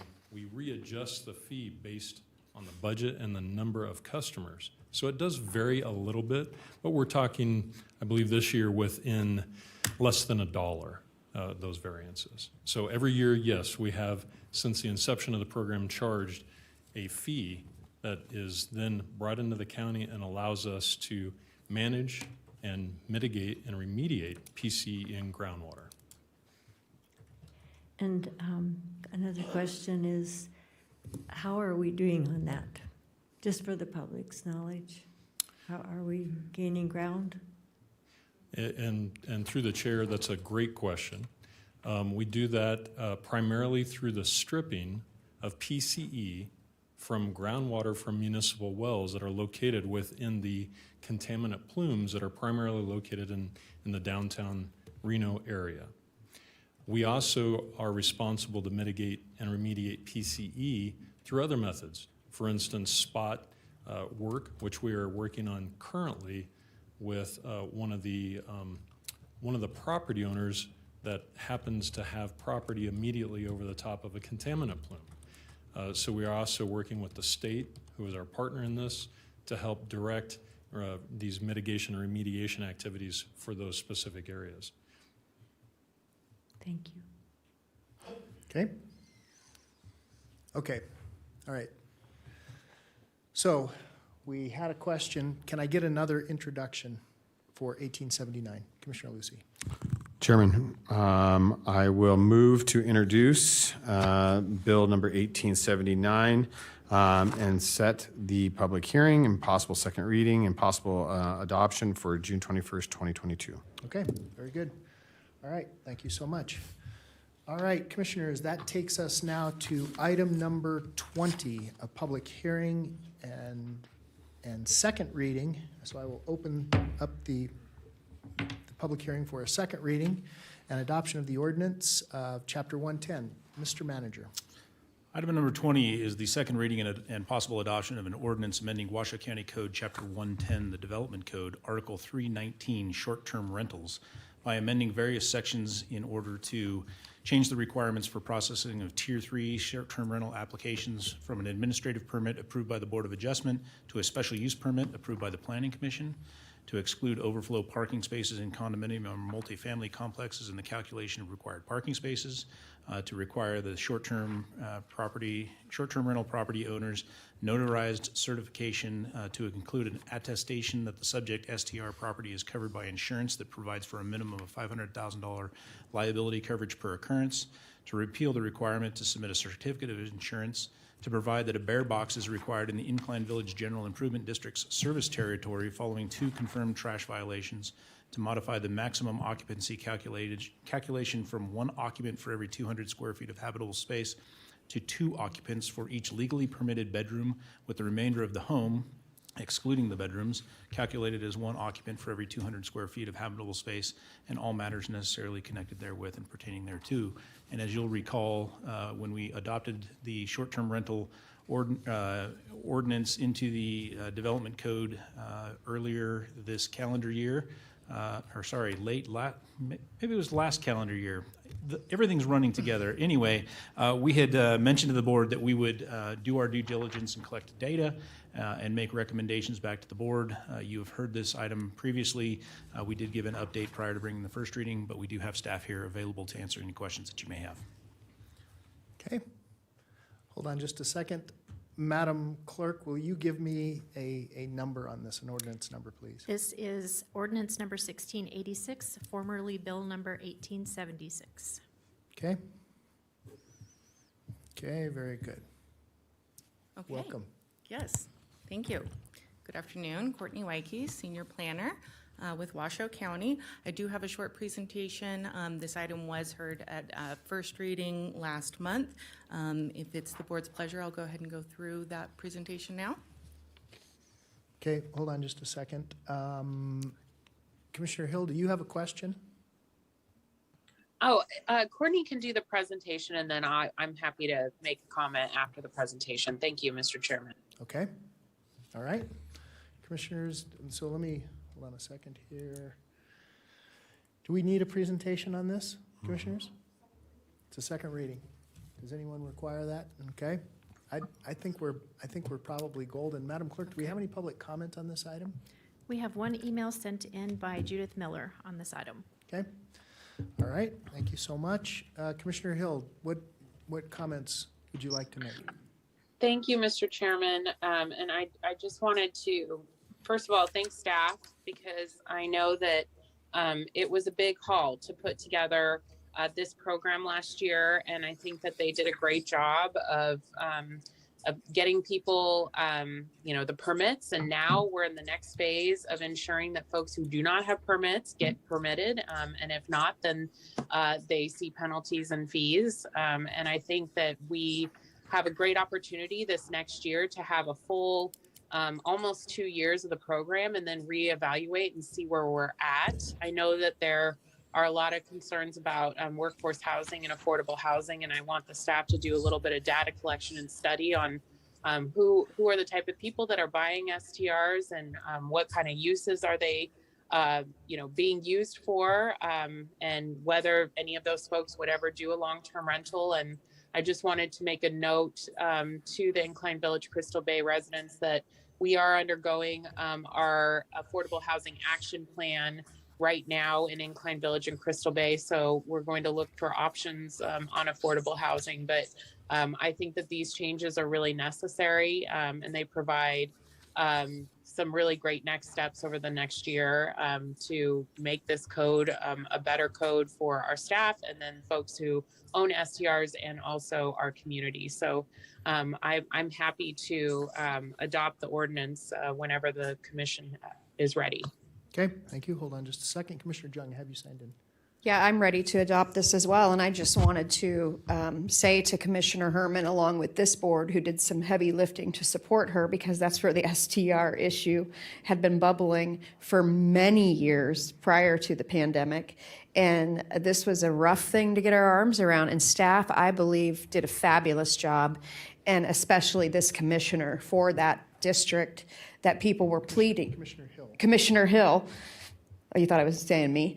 You said Commissioner Herman. Oh, I'm sorry. Did I say Commissioner Herman? I'm sorry, Commissioner Herman. And Commissioner Hill. Commissioner Hill worked tirelessly on this. I know it was part of her campaign as well.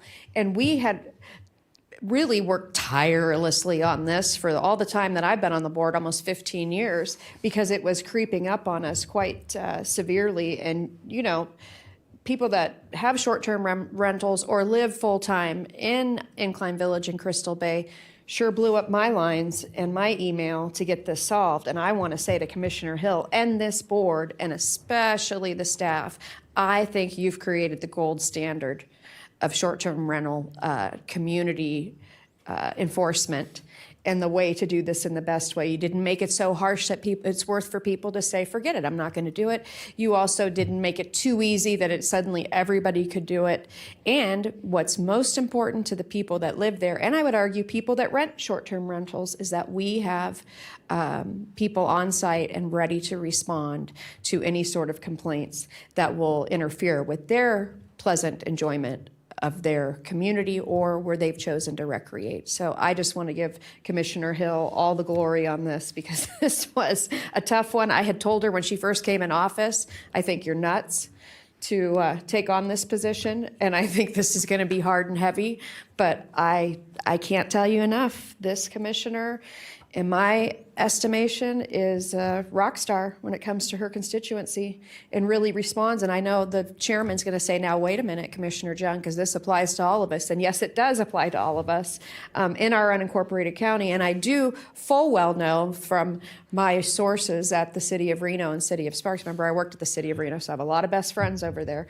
And they're looking very closely at you, Washoe County staff, to help them figure out a way to get their arms around short-term rentals in probably one of the most attractive special events counties in all of the country. So Commissioner Hill, Mr. Chairman, the chairman before, Commissioner Lucy was the chairman when we got this together.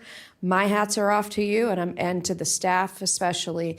This was a public safety issue, and especially when we found out when all of the Californians around the lake closed their short-term rentals, we had no ability to close short-term rentals because legally they did not exist in Washoe County because we had never created codes. So I also want to thank this commission and Commissioner Hill about preserving the safety and wellness and protection of the people that are visiting or recreating or living right up there. So well done, team. Thank you.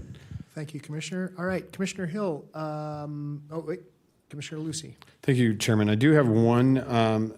I'm excited to support this and adopt this today. And I think this is exactly the way we need to be doing it. And I do commend Commissioner Hill for really carrying this across the finish line. She's done a phenomenal job working with the constituent base in Incline Village. And as Commissioner Jung pointed out, this does impact all of our regions within Washoe County. However, it is 98% of the STRs do exist within Incline Village. And so when you talk about that type of density, it makes a definite impact on how you regulate in regards to, it's really regulation over one district, and that's a difficult thing to do. But she's done a phenomenal job being the intermediary between her constituents, those individuals as property owners, and whatnot. I do have one thing I want to bring back to staff, though, on concerns that I have been hearing and possibly to address as moving forward.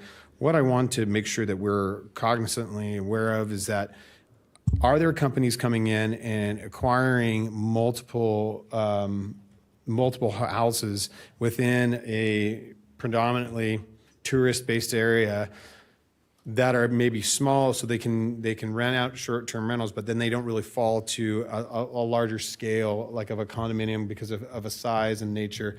They're more acting as a rental company, private rental company, and I want to make sure that we're watching that and that they fall under the same, if they're really doing it as a business and not as an individual. I mean, this is intended for a homeowner to utilize their home to provide a short-term rental.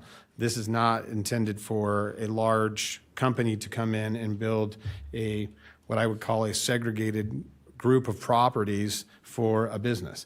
That really kind of steps into kind of the hotelier business and what we're doing up there. So I want to make sure we're addressing that going forward, that we're not getting a conglomeration of assets up there and unifying them as just one big rental property. And Mr. Solero, before you answer that, I agree. And in that, I know that there's a company called Picasso that has been acquiring a lot of units. Does that technically mean that could it potentially mean that they're actually running? It's more like and I know it's more like a timeshare, but it runs into the same question of could they potentially be put into a different category of customer for the STR base? For the record, Dave Solero, for this conversation, certainly the scenario brought up by Commissioner Lucy, those individual properties would still have to go through and meet the requirements of the short-term rental regulations, regardless of who they're owned by. So if someone has 30 of these, they still have to go through that process, and we do what we do through the process with short-term rentals. So they're still governed, not concerned about that. Now, if you want to talk a little bit more about, do we allow one large company to buy a bunch of these things and go down that path? We had that discussion, as you'll recall, as we were doing the regulations. The item that the chair brought up with this company that is coming in, from the information that I've got, these are really more like a timeshare type company, and we do have provisions within our code to deal with timeshares as well. And it has to do with the time frame and the length of stay, those types of things. So certainly we are keeping our eye on the The new craze in timeshare, whatever that looks like, we've been working with the Incline Village General Improvement District because this impacts them as well. So we are keeping our eye on that, and certainly if you are hearing anything in the community, we would really appreciate you bringing that forward to us so we can assess and capture these comments for future potential changes to the short-term rental regulations. And, I'm sorry, go. No, go I ahead, sir. apologize. And I don't mean to assert that Washoe County would have any control over companies purchasing properties. We have no control over that whatsoever. But what we do have control over is how they are listed in the system, whether it becomes just a straight STR or whether it becomes almost, they become hoteliers. And that's a completely different subset. So that's where we need to sort of keep our finger on that pulse of what's actually happening, not who purchases, because I know all of you got the same emails of people saying, don't let them purchase these properties. Well, back up. That's right. We have no authority to tell any company that they can or cannot purchase properties, and that's just not how it's just not how the system works. But there may be other ways for us. So, and I apologize, Commissioner Lucy. I did not mean to overstep you, but you really you're on to it here. No, and I agree, Chairman. I think that this is just something that I want to make sure that if this continues to happen, and Picasso being one example, but we see an expansion of real estate investment companies or whatnot acquiring multiple properties and utilizing them in a different way. I want to make sure that staff is prepared to either create that subset within the STR regulations, or that they're limited, because when we're talking about individuals paying now room tax and having to have that licensure, we need to make sure that they're abiding by certain standards and rules. Just because you have 40 different one-unit properties, we have a lot of those condominium types. We have discussed those types of developments within the county. They have to adhere to different standards and different rules from a tax base and a development base and a safety nature as well. So I want to make sure that we're addressing that going forward. But happy to move forward with these changes today. Okay. All right. Commissioners, any other comments or questions for staff? And Mr. Chairman, just for the record, and so the other commissioners know, and I'm so sorry I haven't been keeping you updated, the staff and I have been having dialogue about what this Picasso use is, and other concerns that have been brought to us about different multi-owners, as well as LLCs owning properties and what that looks like. So we'll hopefully have an update for y'all on that soon, and for the community to know that that's something that's being looked at and vetted as well. Okay. All right. Thank you so much, Commissioner. Vice Chair, any other comments from anyone? Okay, Commissioner Hill, would you like to make the motion to adopt ordinance number 1686, or would you like someone on the floor to do it? Mr. Chairman, I am happy to move to adopt ordinance number 1686, formerly bill number 1876, to amend Washoe County Code Chapter 110, Article 319, short-term rentals. Motion by Vice Chair Hill, second by Commissioner Lucy. We have asked for public comment. Is there any other discussion? Seeing none, all those in favor, please signify by saying aye. Aye. Aye. Any opposed? Motion carries, I believe, unanimously. Affirm your votes on the screen. It does. Okay. All right. Thank you, staff. Okay, Commissioners, that takes us to item number 21. Okay, Madam Clerk, will you give me an ordinance? Item 21 will be ordinance number 1687. Okay. Okay, Mr. Manager, item 21. Mr. Chair, if I may, Commissioner Herman had an item on the last vote that you'd like to voice on the record. Oh, on item number 20, I did not see anybody signed in. It was regarding the vote itself on the iPad. Oh, okay. Oh, okay, all right. Commissioner. You voted no on the STR? Okay, Okay. I will reflect that in the Okay, record. correct that. Motion carries 4-1. That's item number 20, correct, Commissioner? Okay. Okay. That takes us now to item number 21. Mr. Manager. All right, Mr. Chair, thank you. Item 21 is a second reading and possible adoption of an ordinance pursuant to Nevada Revised Statutes 278.0201 through 278.0207, adopting a development agreement between Washoe County and Lansing Arcus LLC for Prado Ranch North, a residential subdivision originally approved in 2018 as WTM 18-002, to extend the recording of the first final map from September 11th, 2022 to September 11th, 2024. The approved subdivision is a 490-lot, single-family residential common open space subdivision as authorized in Article 408 of the Washoe County Development Code.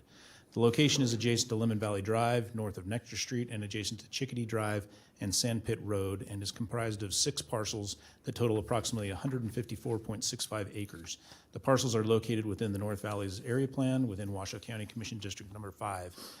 Assessors parcel numbers 080-72301, 080-72302, 080-72303, 080-72103,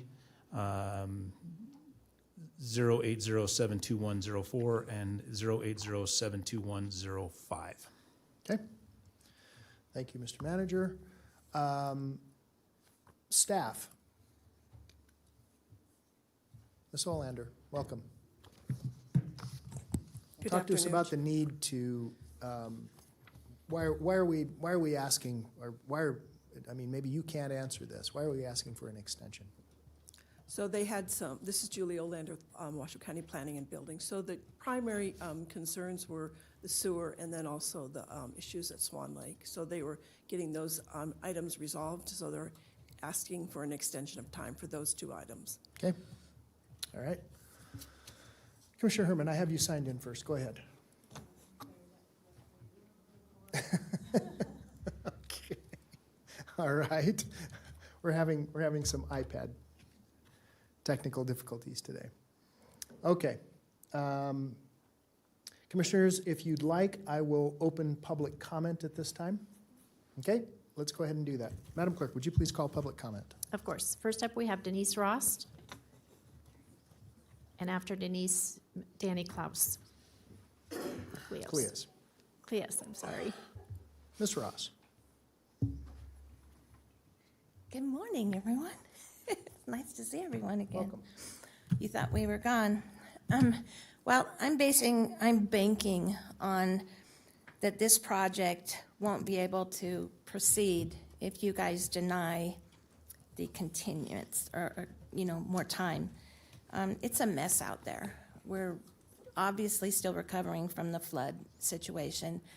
The roads there are a total disaster. RTC has been working on, I think it was RTC, has been doing all of this adjustment for getting on the freeway and getting off the freeway. There's like 3 to 4 accidents on that freeway every single day headed in from a town headed into Lemon Valley. There's been, whenever, the RTC thing that they think is going to solve the problems, when you go around the turn to get onto the on-ramp, the cars are going to slide out in the wintertime. It's a fact. We live out there. We know what happens. We know what's happened before.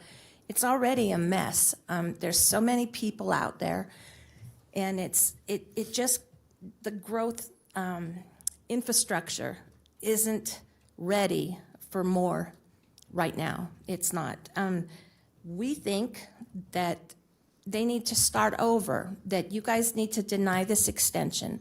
Let Prado start over and do all of the things again, do the traffic studies over again. Read the DRI report. I hope that all of you have already read that. It's been out for quite a while. And that says that all of the water and stuff is coming off the mountains, is going right down into Lansing's area. We need that for floodplain. All of these things, there's no Clomar, Lomar that's been granted by FEMA to build, and that's a requirement. You guys need to check on these things, but please, and remember the Western Heritage thing and the 4-H. Where do you guys think that all of the pigs and the sheep and the horses are taken care of? Out there in our valley. And you guys are suffocating us. You and the city are suffocating us so that we can't have that kind of lifestyle anymore. People are getting rid of their horses. You can't trailer them anywhere because the roads are so bad. There's so much traffic. It's just a really dangerous situation. All the apartments and warehouses that have gone up in the past 2 years have contributed immensely, and they're still being built to the traffic situation. And that's the one thing, is the anxiety just trying to get out of Lemon Valley to go anywhere. It's ridiculous. So please, please, if I'm right in you guys denying this, it has to put it out and have him start over with the reality of what's going on now. Please vote no. Thank you, ma'am. Danny Cleus, and I'm sorry about mispronouncing your last name. And following Danny will be Donna Robinson. Welcome, Mr. Cleus. Danny Cleus for the record. Forever we've been fighting this.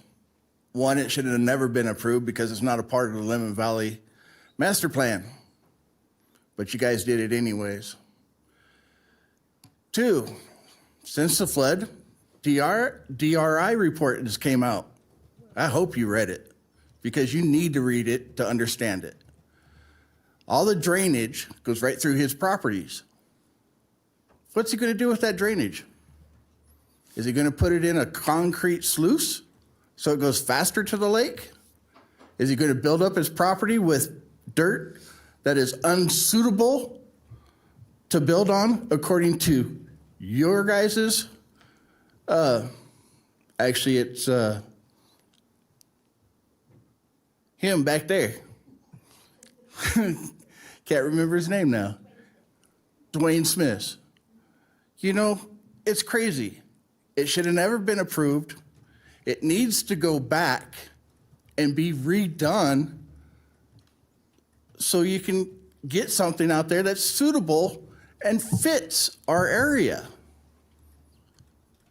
You know, 5 years ago, Bob Lucy said, hey, we're with you until everybody's 100% back to normal since the flood. He said it right there on national TV. Guess what? Nothing's been done to address the flooding out there. Nothing.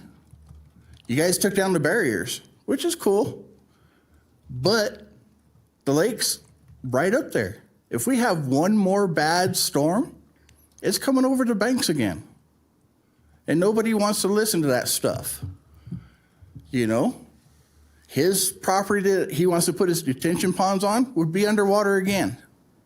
Again. We can't afford that. It's crazy. It needs to be denied. And that's all I got to say about that part. Thanks. Thank you. Donna Robinson, followed by Nancy Sheets.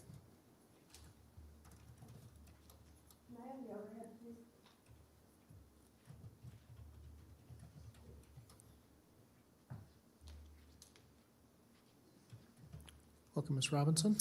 Good morning, Donna Robinson for the record. There's a lot of issues out here in Lemon Valley, and this extension needs to be denied, and they need to go back to the drawing board. The traffic on 395 into Lemon Valley, that's what we deal with multiple times throughout the day. I get terrified. I will not drive between 3 and 5 on the freeway because we are stopped.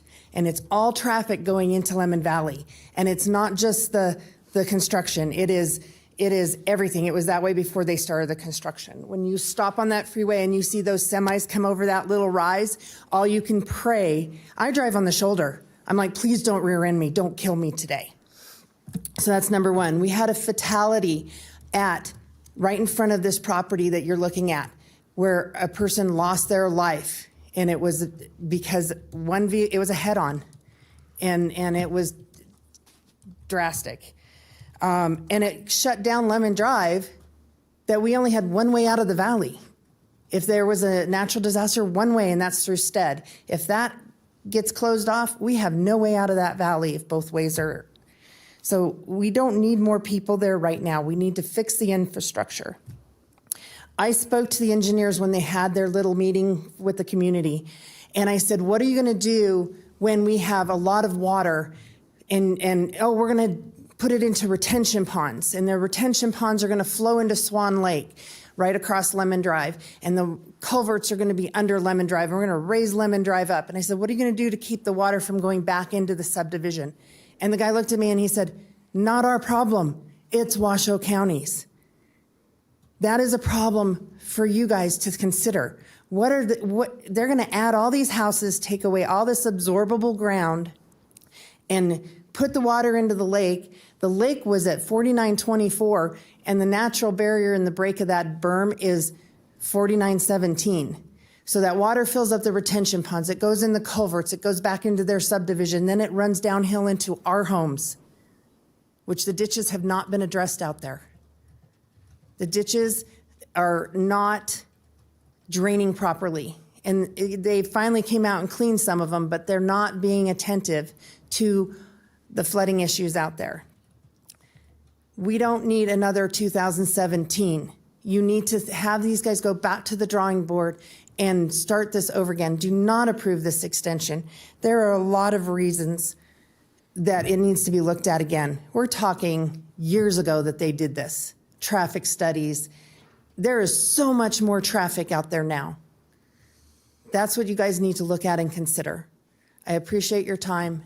Please vote no on it. Thank you. Nancy Sheets, followed by Josh Phillips. Thank you. Welcome. Good afternoon, Commission. Nancy Sheets for the record.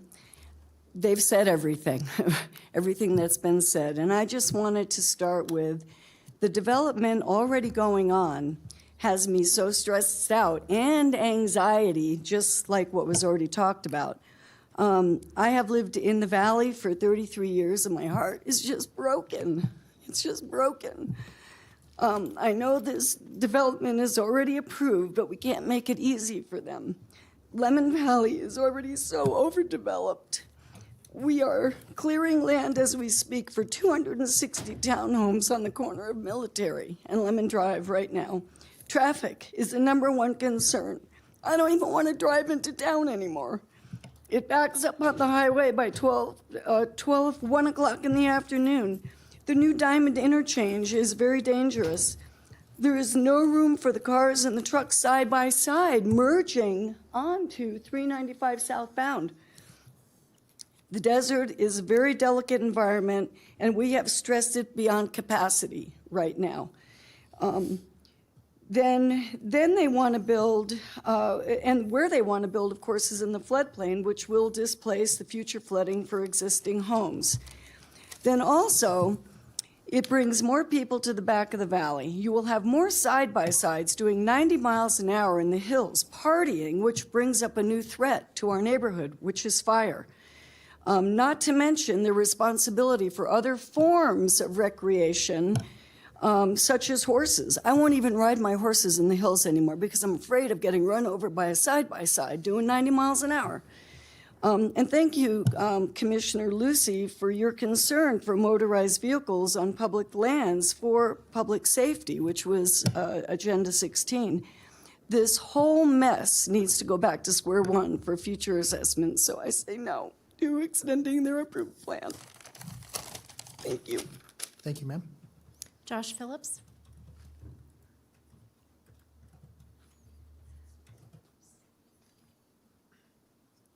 Sup? Welcome.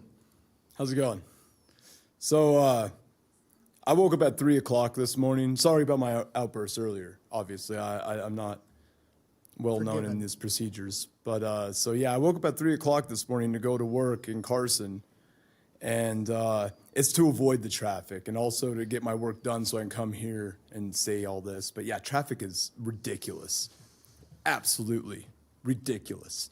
You want to talk about air quality control? It's not there anymore. I read a report that they suggested that only 1,400 vehicles would be added to the traffic in that area after Prada Ranch would be built. But we've already seen that increase before they even broke ground. And you know, speaking of breaking ground, we've already heard it from everyone here. It's in the floodplain. You'd be insane to keep on trying to build something in the floodplain. You know, and this is something that was highlighted in the 2007 report, warning this county that an $81 million facility would have to be, or infrastructure would have to be put in place alone in the valley of Lemon Valley, just for there to even be any kind of building to happen. That was totally ignored, and you guys got sued for it. How many more black eyes do you guys want for this, you know? It's obvious that that area is just not meant for building on. Everyone calls it Lemon Valley, but the actual gist of it is that it's a basin, is the bottom. You can't build there anymore because that's where the water goes. And the water doesn't leave until it evaporates. Also with that, there is, like she said, the ecosystem out there, very fragile. Every animal out there, you know, depends on water and where it goes. And all the spots that are being proposed to be built on, that's where a lot of ponds get built up. It's where a lot of frogs go. It's where a lot of birds go. You know, ever since this flood, I've been seeing a lot more birds out there, a lot more lizards. Actually, I've seen some bushes out there that I'm kind of concerned about because it doesn't look like they're from that area even. So, I mean, like, there's a lot of things going on right now that you're just trying to bulldoze over, and I just feel like you shouldn't be doing that at all, period. It's just not the area. It's not the spot. And, you know, going back to the whole Western preserving, I'm all for that. I'm a clamper. That's what I do. And so, you know, like they said, most of the people out in Lemon Valley, rodeo folks. We like going to the rodeo. We support the rodeo. A lot of people that are moving out there now, they don't really care about the area. They just want more for what they want to bring in, and we don't have the room for it. Thanks, sir. That's everybody in chambers that I have signed in. I do have an email from Romney DeGrood that I will place on the record. Okay. All right, we'll close public comment. We'll bring it back to the board. Commissioners, as you know, we have been working on the extension of Lemon Valley Drive to get it widened all the way through to the back of the valley, and it has been a problem to figure out which alignment to use. That said, I don't disagree. I think that because the new road, when the new road gets in, and because there is a lot of additional traffic that is coming out of places in the city of Reno, a lot of townhouses and a lot of additional industrial developments. And in fact, we were out at the Black Springs Fire Department. I lived in Horizon Hills 36 years ago. And it's where my wife and I lived prior to moving to Spanish Springs. I did not recognize it. I didn't recognize it.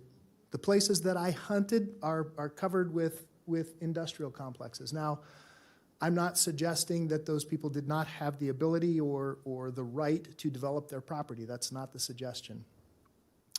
The question in front of us today is, do we allow an extension, or do we say, look, you guys, we think because of the substantive changes that have occurred, and they certainly could have provided us with a map prior to this. All they had to do was just give us a tentative map, and they did not. So for me personally, I'm not supportive of this, and so I will go ahead and close the floor.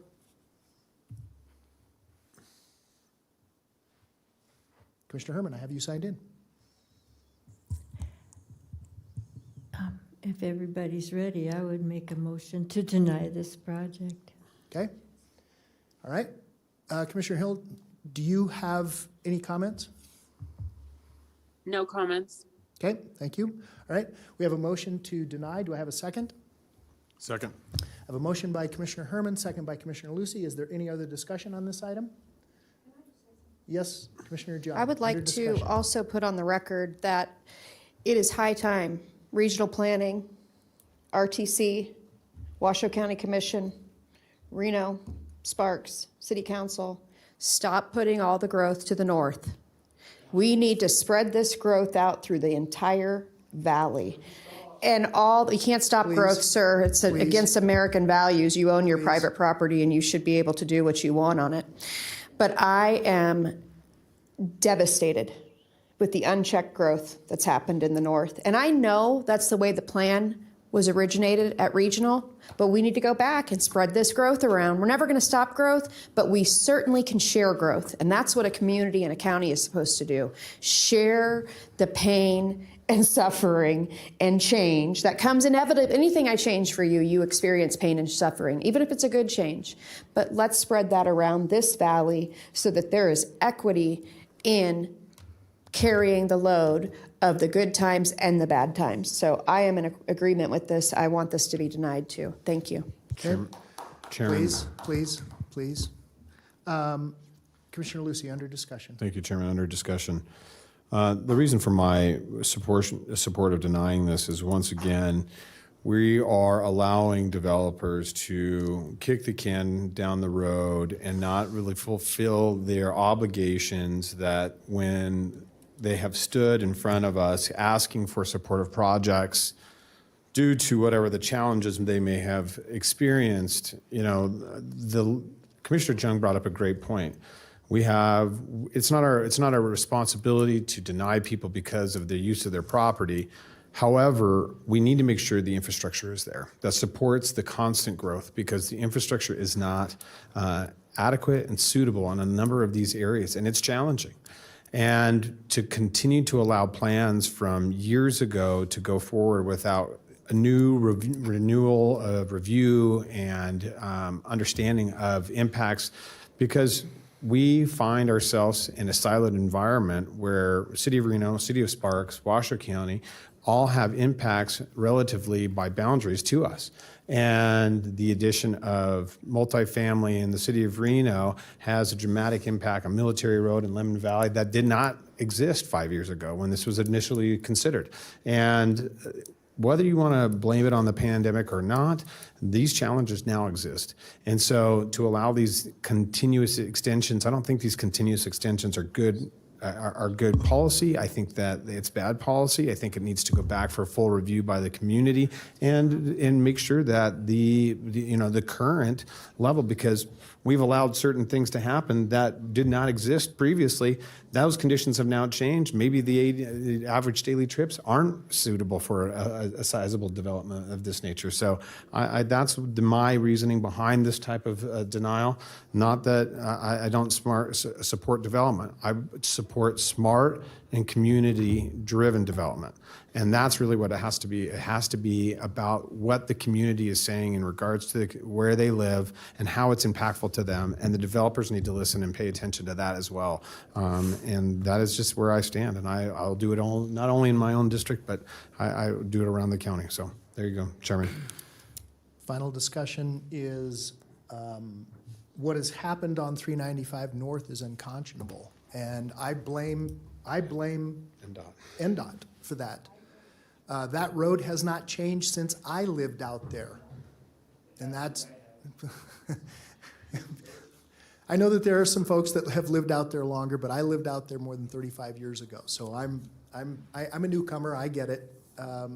But I've seen the same exact lack of attention on the Pyramid Highway, and we see the same levels of traffic every single day on the Pyramid Highway, and it's unconscionable. And so we've got to convince the state that we need this valuable infrastructure, and then once that transportation infrastructure is in place, and it's not just 395, it's not just Pyramid, it's things like West 7th Street and et cetera. That has to know, Mr. Kromprodik, please sit down. Thank you, sir. Thank you. So that infrastructure has to be dealt with, and And so, we have exactly the same scenarios in Spanish Springs. I've fought all over the region to try to get roads widened, Lemon Valley Drive widened all the way through the back. I've fought for that for you guys, as has Commissioner Lucy. We're trying to get that. I'm still trying to get Pyramid Highway widened out beyond Egyptian and Sunset Springs out north, because we have a real issue out north of the valley going all the way essentially to Pyramid. That's all fallen on deaf ears, sadly. So, again, we have a motion, we have a second, we have asked for public comment, and we have taken public comment. We have taken discussion. All those in favor, please signify by saying aye. Aye. Aye. Any opposed?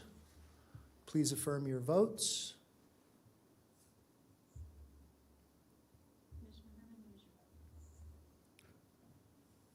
She made the motion. Is Commissioner Herman's iPad acting up again? Yeah. Were you an aye? Yeah.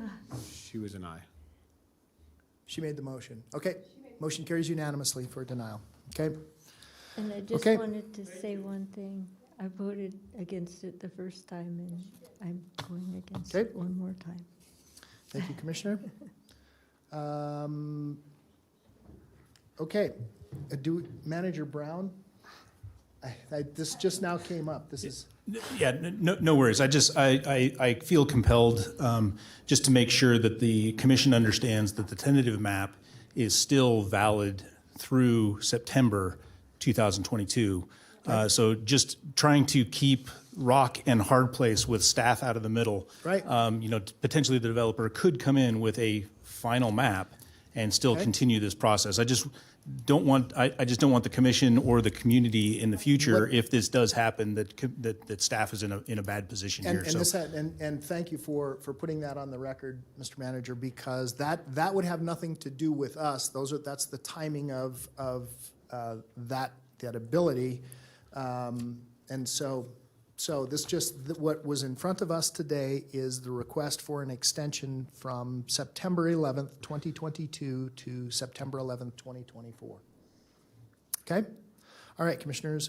I'm going to move us on now to item number 22, which is our final public comment. Madam Clerk.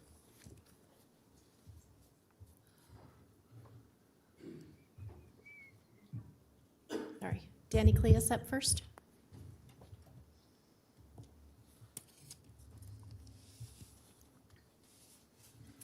Mr. Cleus, welcome.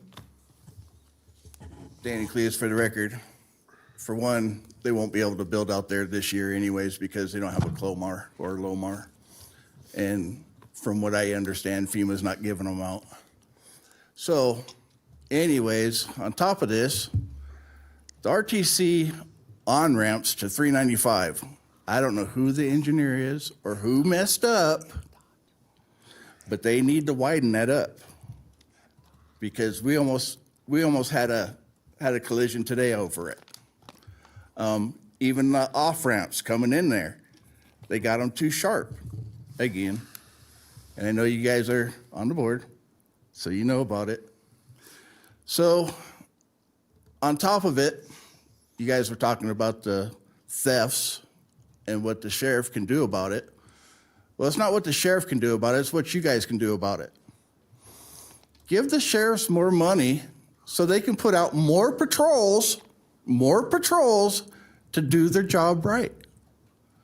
I mean, it was just announced earlier this year, I'm pretty sure, that we have to go online for any theft, any non-BS, according to their rules, to file a report.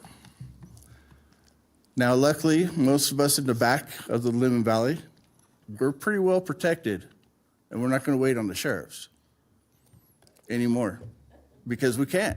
Sometimes they show up, sometimes they don't. You know, somebody's coming in my house, if they get through my dog, they got another thing coming. And that's not going to work. So, you know, the sheriffs need a lot of help. I mean, the fire department needs a lot of help out there too. I mean, they're almost worthless for us because our buildings could be halfway gone before they show up. And we have a volunteer fire department right there. And they can't be used because it has to go through the one over there instead. I don't understand that. Why did we have volunteer fire departments? Back in the day, they used to be the best ones out there. They were right there no matter what, because they all had beepers. They all came from their jobs right to wherever the accident was. They were there before anybody. But that's what I gotta say. And hopefully you guys get everything right with this Prado Ranch crap, because it doesn't belong out there. Because we don't want to be like Spanish Springs. We don't want to be like Reno. We don't want to be like Sparks. We don't want to be like California. Hopefully, we stay the way we were intended to stay. Thank you. Thank you. Donna Robinson, followed by Aaron Massengale.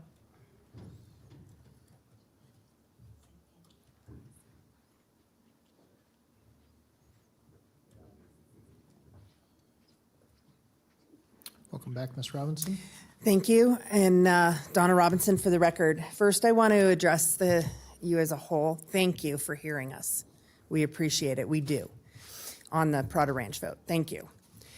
So a couple things I want to address is and it's kind of on what Danny said, 'cause my thought process changed a little bit after the vote, so thank you. The catalytic converters, thefts in general. As you know, I am a retired police officer from 26 years from City of Reno, and currently a Persian County deputy, part-time. But when we call for a sheriff out in Lemon Valley, there is one deputy that is covering Cold Springs, Lemon Valley, Golden Valley, one. And then you have one that's got the area on Pyramid Highway and whatnot.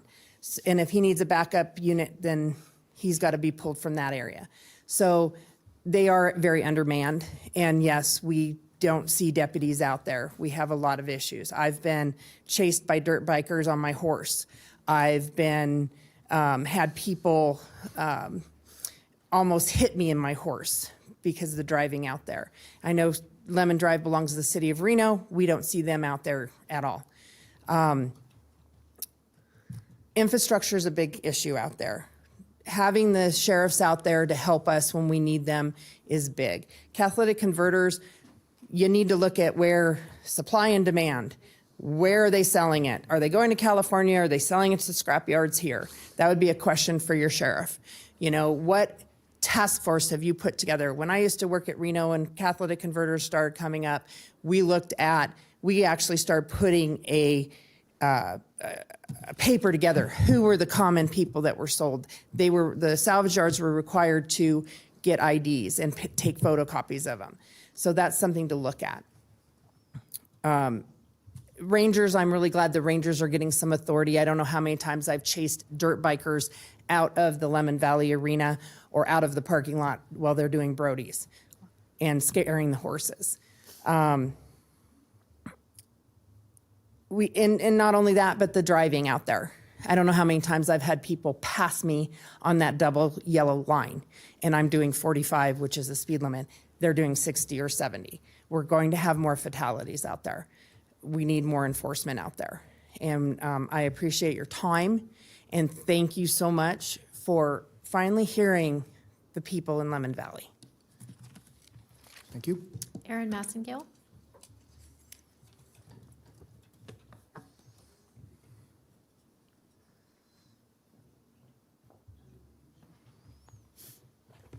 Good afternoon. Welcome.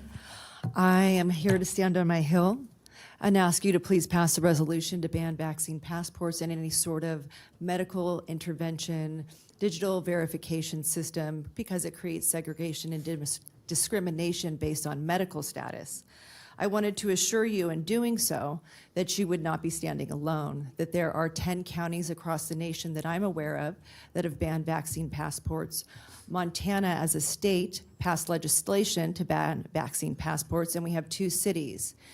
3 of those counties are in Nevada. One is Lander, the other is White Pine, and last is Elko. And so for your records, I'm providing Lander County's resolution, which is rather robust. And then I'm providing a resolution that is kind of very much a diet version of said previous resolution, so that you could look over and see what it is that other counties are doing so that we can consider being progressive and protective of human rights in our county. Thank you so much. Thank you, ma'am. That is everybody I have signed in chambers. I do have an email from Elise Weatherly that will be placed on the record. Thank you, Madam Clerk. We will close public comment, and we will bring it back to the board. Mr. Manager, item number 23. Item number 23 is Commissioners, County Managers' announcements, reports, and updates to include boards and commission updates, requests for information and/or topics for future agendas. Okay, Mr. Manager, do you have any such items? I do not, thank you. Okay, all right, I will close that. I'm going to start us off. I look forward to bringing back and having a conversation about catalytic converters. And again, I stand by, perhaps we need to have a permit. If you're going to be transporting catalytic converters, you've got to have a permit to do it. You need to have something in your possession. And when you go to sell them, they have to be tracked. We have to know where they came from, and that permit has to be recorded. But that's going to take, by the way, Commissioners, that would not just be a Washoe County ordinance. We would have to have our regional partners, the City of Reno and the City of Sparks. And then potentially what we do is then we go to the legislature and ask the legislature to enact such measures so that it becomes state law. It's codified in state law. With respect to the on-ramps and the off-ramps, NDOT. Those are all NDOT designs. So that's the hard part about this. I had to, I will just bring this up just for reference. When we had Kai de la Plata and Pyramid signalized, I had to take NDOT out and show them the trailer tracks on the sidewalk because they did not design the geometry of the intersection was wrong on NDOT's design. And so we can certainly ask NDOT to review that. Commissioner Lucy and I will bring that up at RTC. There's no question of that. But I will just tell you, and I'm sorry to say this, NDOT has been less than responsive to us on a number of fronts. So I will leave it at that. So Commissioner Herman, I have you signed in next. Thank you, Mr. Chair. I would like to have a copy of what Ms. Mazengel sent, and maybe you could give a copy to each of the commissioners so we could maybe start working on that. I will do that. Thank you. Mr. Edwards, would you also work backwards with Commissioner Herman on the issues that we discussed with respect to that request? Sure, I can put some of that on the record right now if you'd like. If you're not, I want to be sure that we don't. I'm going to pull you over, that we don't get into any discussion. So go ahead. The question again, it comes down to that Dillon's rule analysis again, and that's a common question for this board to confront. And the question is whether it's a matter of local concern or not. If it is, any fair doubt of the existence of the power is resolved in favor of the county commission, and if it is not, any fair doubt over the existence of the power is resolved against the county commission. Vaccine mandates, vaccine regulation does not appear to be a matter of local concern. We've done research on that pretty extensively. And again, just for the record, I'm not espousing my personal views here. This is what the law shows as far as our research is concerned. And we've had multiple people look at this. And the reason we say that is if you look at Chapter 439, which is public health, you have 439.150, 439.150 in the Nevada revised statutes, which says that the State Board of Health is declared to be quote unquote supreme in all non-administrative health matters. The State Board of Health is furthermore empowered to take measures necessary to prevent the spread of sickness and disease and shall possess, quote unquote, all powers necessary to fulfill the duties and exercise the authority prescribed by law and to bring actions in courts to enforce these provisions. That's 439.170. And then NRS 439.200 says that the State Board of Health is empowered to enact regulations, quote, to define and control dangerous communicable diseases, end quote. That's 439.200. So between those three provisions, which make the State Board of Health, quote unquote, supreme on health matters, 439.170, which says that the State Board of Health has all powers necessary to fulfill its duties, and 439.200, which says the State Board of Health has the power to pass regulations to define and control communicable diseases. Those three statutes in particular indicate to us on the legal analysis that it's not a matter of local concern, that it's vested at the state level. Therefore, the analysis shifts under a modified Dillon's rule in 244-143 and 244-146, and any fair doubt about the existence of that power is resolved against the county commission. Given the scope of those authorities and the use of words like supreme, you don't see a word like supreme very often in the Nevada revised statutes. It almost jumps out at you.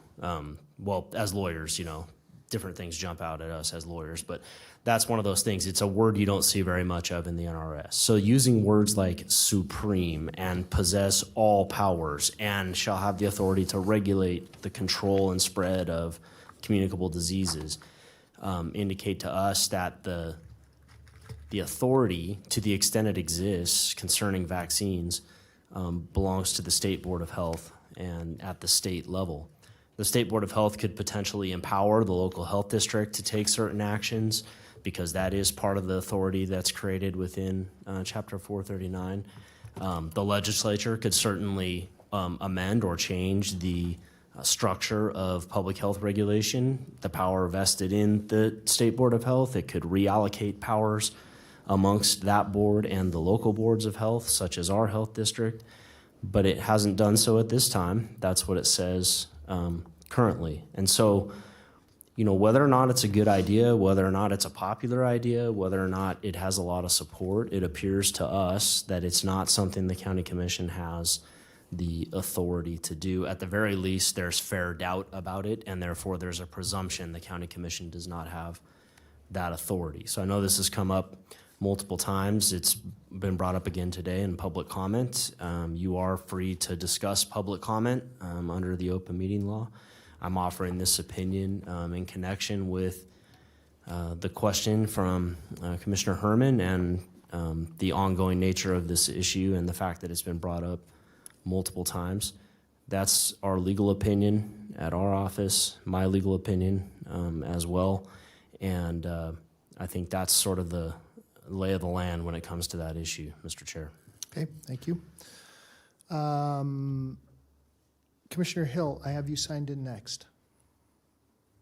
Thank you, Mr. Chairman. I don't know if this was announced at the beginning of the meeting, but I do want to make sure I re-announce it if it wasn't. It's Bike Month, and I was able to give a proclamation to the Timba team this last week and in honor of our chairman. And that was a great honor to announce Bike Month, and just hoping folks can get on their bikes and any other multimodal things like e-bikes that we were even talking about, to get vehicles off the road. And hopefully folks are looking to Kiwanis for safe bike riding tips. And the other thing that I wanted to ask for a future agenda item is we are having a terrible childcare shortage issue in our region, and it was just made worse by a kinder care that was closed last week in South Reno. And my understanding is that was 200 spots for kids, and we're already at a 45% capacity for needed childcare in our region. And I'd like to see some strategies by HSA, perhaps using our ARPA funds a little bit more quickly than what we had projected on how we can help working families. I'm very worried about conditions for children who are not able to get into childcare, and how we can prevent any unsafe issues and ensure that families can work as well. So I'd like to see that on a future agenda item, and thank you so much. Thank you.